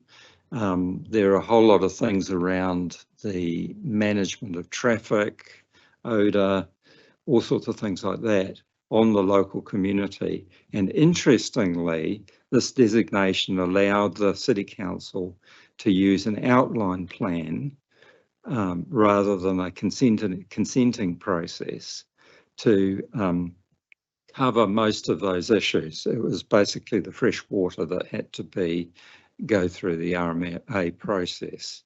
Now, the local community had some difficulty with that because the outline plan process didn't allow the community to effectively have input. It was basically, well, as the community saw it, the council consenting itself, or well, agreeing with its, I think, a not particularly detailed plan on some of those issues. I also think there's a fear in the local community that if a landfill with a capacity for, let's say, between 100 and 200 years would very easily become a regional landfill. And in terms of traffic alone, putting aside a lot of the other issues with that, that would be an absolute disaster for the local community. And you know, the residents associations at both ends of the catchment in Brooklyn and in the South Coast would be, I believe, very unhappy with that. And I think you may be aware that the Ewhera Bay Residents Association made a submission very similar to ours in terms of the change in designation. So it's very much in our minds. I think the difficulty with the designation staying as it is actually means that other things can't happen in that space. You know, so basically, it puts that on hold for 50, 100 years. And I think our thinking probably will change in that space of time. But I think certainly the people who have put in a lot of time into this process with SLEPO would be very unhappy with the response that you've had from a senior manager and the City Council on this. And I know keeping their options open, but I think that there is a recognition from the council that caring for the local community, which hasn't been that great in the past, is an important feature of moving forward. Mr. Schofield, do you have any questions, Mr. Payne? Just a couple. So does the Friends of the Stream have regular meetings or contact or whatever, liaison with the operators of the landfill? Southern operation. So part of the thing that has really changed in the last 3 years leading up to the consenting process was that we said that it's very difficult to have a conversation with you once we're in the resource management process. Mm-hmm. And previous to that, they were really resistant to kind of having anything like that. But in the end, they turned around and said, well, let's form a group to talk about issues around the upcoming consent that we're seeking. And we met with them for 15 months previous to the consent. And we went from being in total opposition to supporting the consent. Because we're practical people. We see that the city, we can't just turn that off. Although, you know, the council consulted on the fact that one of the options that they had was to just say, we're closing the southern landfill, you know, you're just going to have to find another place to go, whether it's other landfills in the region or sending it up to Martin. You know, so that was the hard end of their thing. And what we said is that we actually think that there needs to be an opportunity for transition for to a lower waste economy. And our group and several other groups that were opposed to this thing actually had to go back out to their communities and suggest that actually we should support this extension because it gives us time to make the transition. So, you know, and for some people that was really hard to accept because they just, you know, it was landfill's bad, not in my backyard kind of thing. And we do need better systems. And I think one of the difficulties that we see the current way of managing landfills is perpetuating is we're not exploring resource recovery in the way that at the level that we need to be to support, you know, ultimately supporting our local economy through better use of resources. And that's so I think a number of people in council saw that the local community, while opposed to the general idea of it, were being generous in the way that they were prepared to support it on the basis of a transition to low waste. And I'd have to say the City Council has made some significant strides with that. The sludge processing plant is the biggest example of that, but I think their plans in the zero waste area is, well, if they can put them into action, it will be really significant to changing the way that the current landfill and Sleepo will be managed. And you said there were 15 months of good consultation. I'm putting words in your mouth. That was part of that consent process. Well, what's happened subsequent to that? Is that ongoing? So now, as part of a consent, there's a community advisory group has been set up, and most of the people that were involved in that consultation, which was, you know, sometimes once a month. So it was good, you know, it was quite a significant commitment on the part of the local community. So that's kind of rolled over into a community advisory group. But that hasn't been done, as far as I could see, by way of conditions. Yes, it is in one of the conditions. Conditions on the Sleepo consent. Yeah, on the Sleepo. Okay. Yeah. So that's an ongoing basis. So I think, you know, one of the important things that we were able to do over that period was develop a relationship where there was some give and take. We could have discussions about trying to understand each other's perspective. And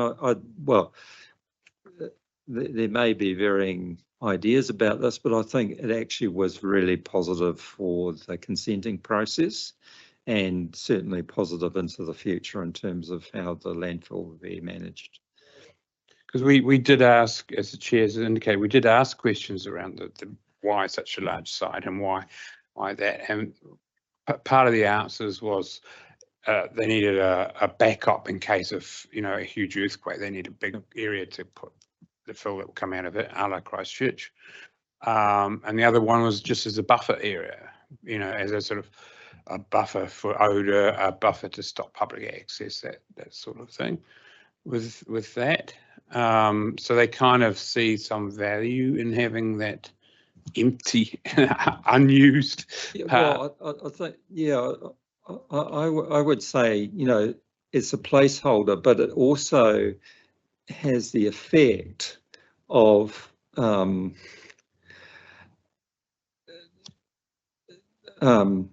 in a way, I think the City Council has avoided making a proper emergency management plan for waste.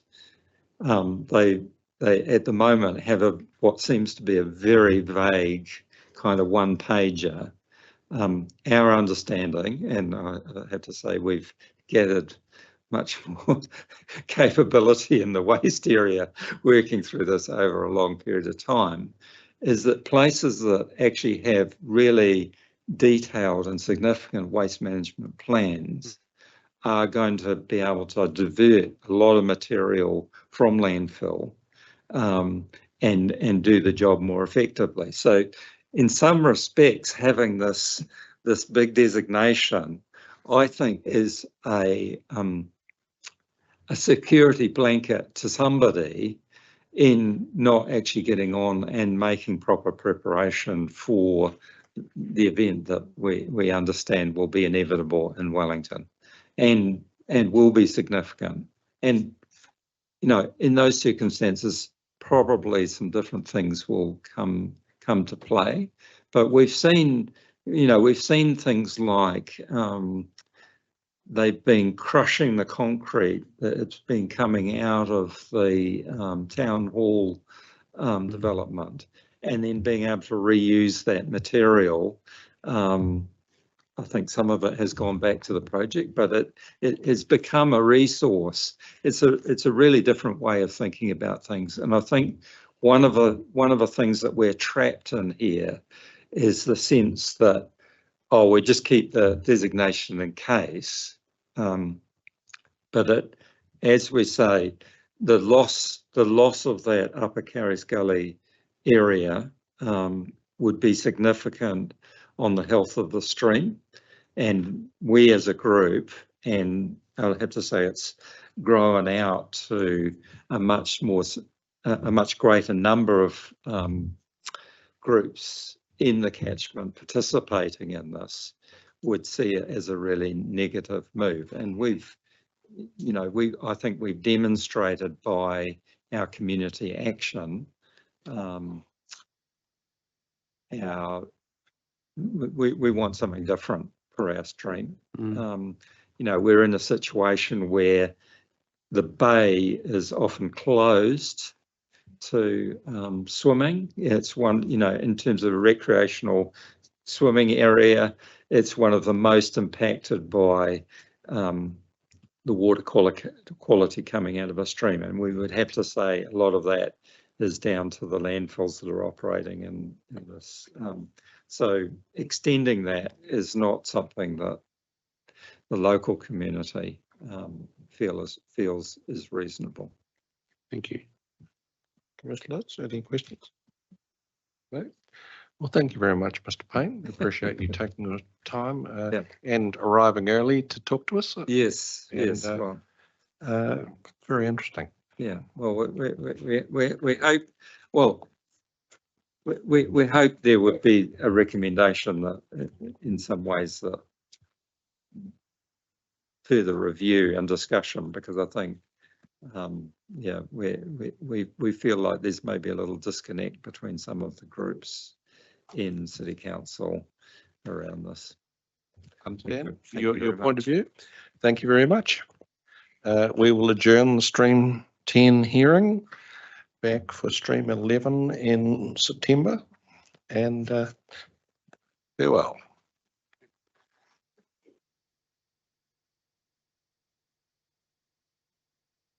So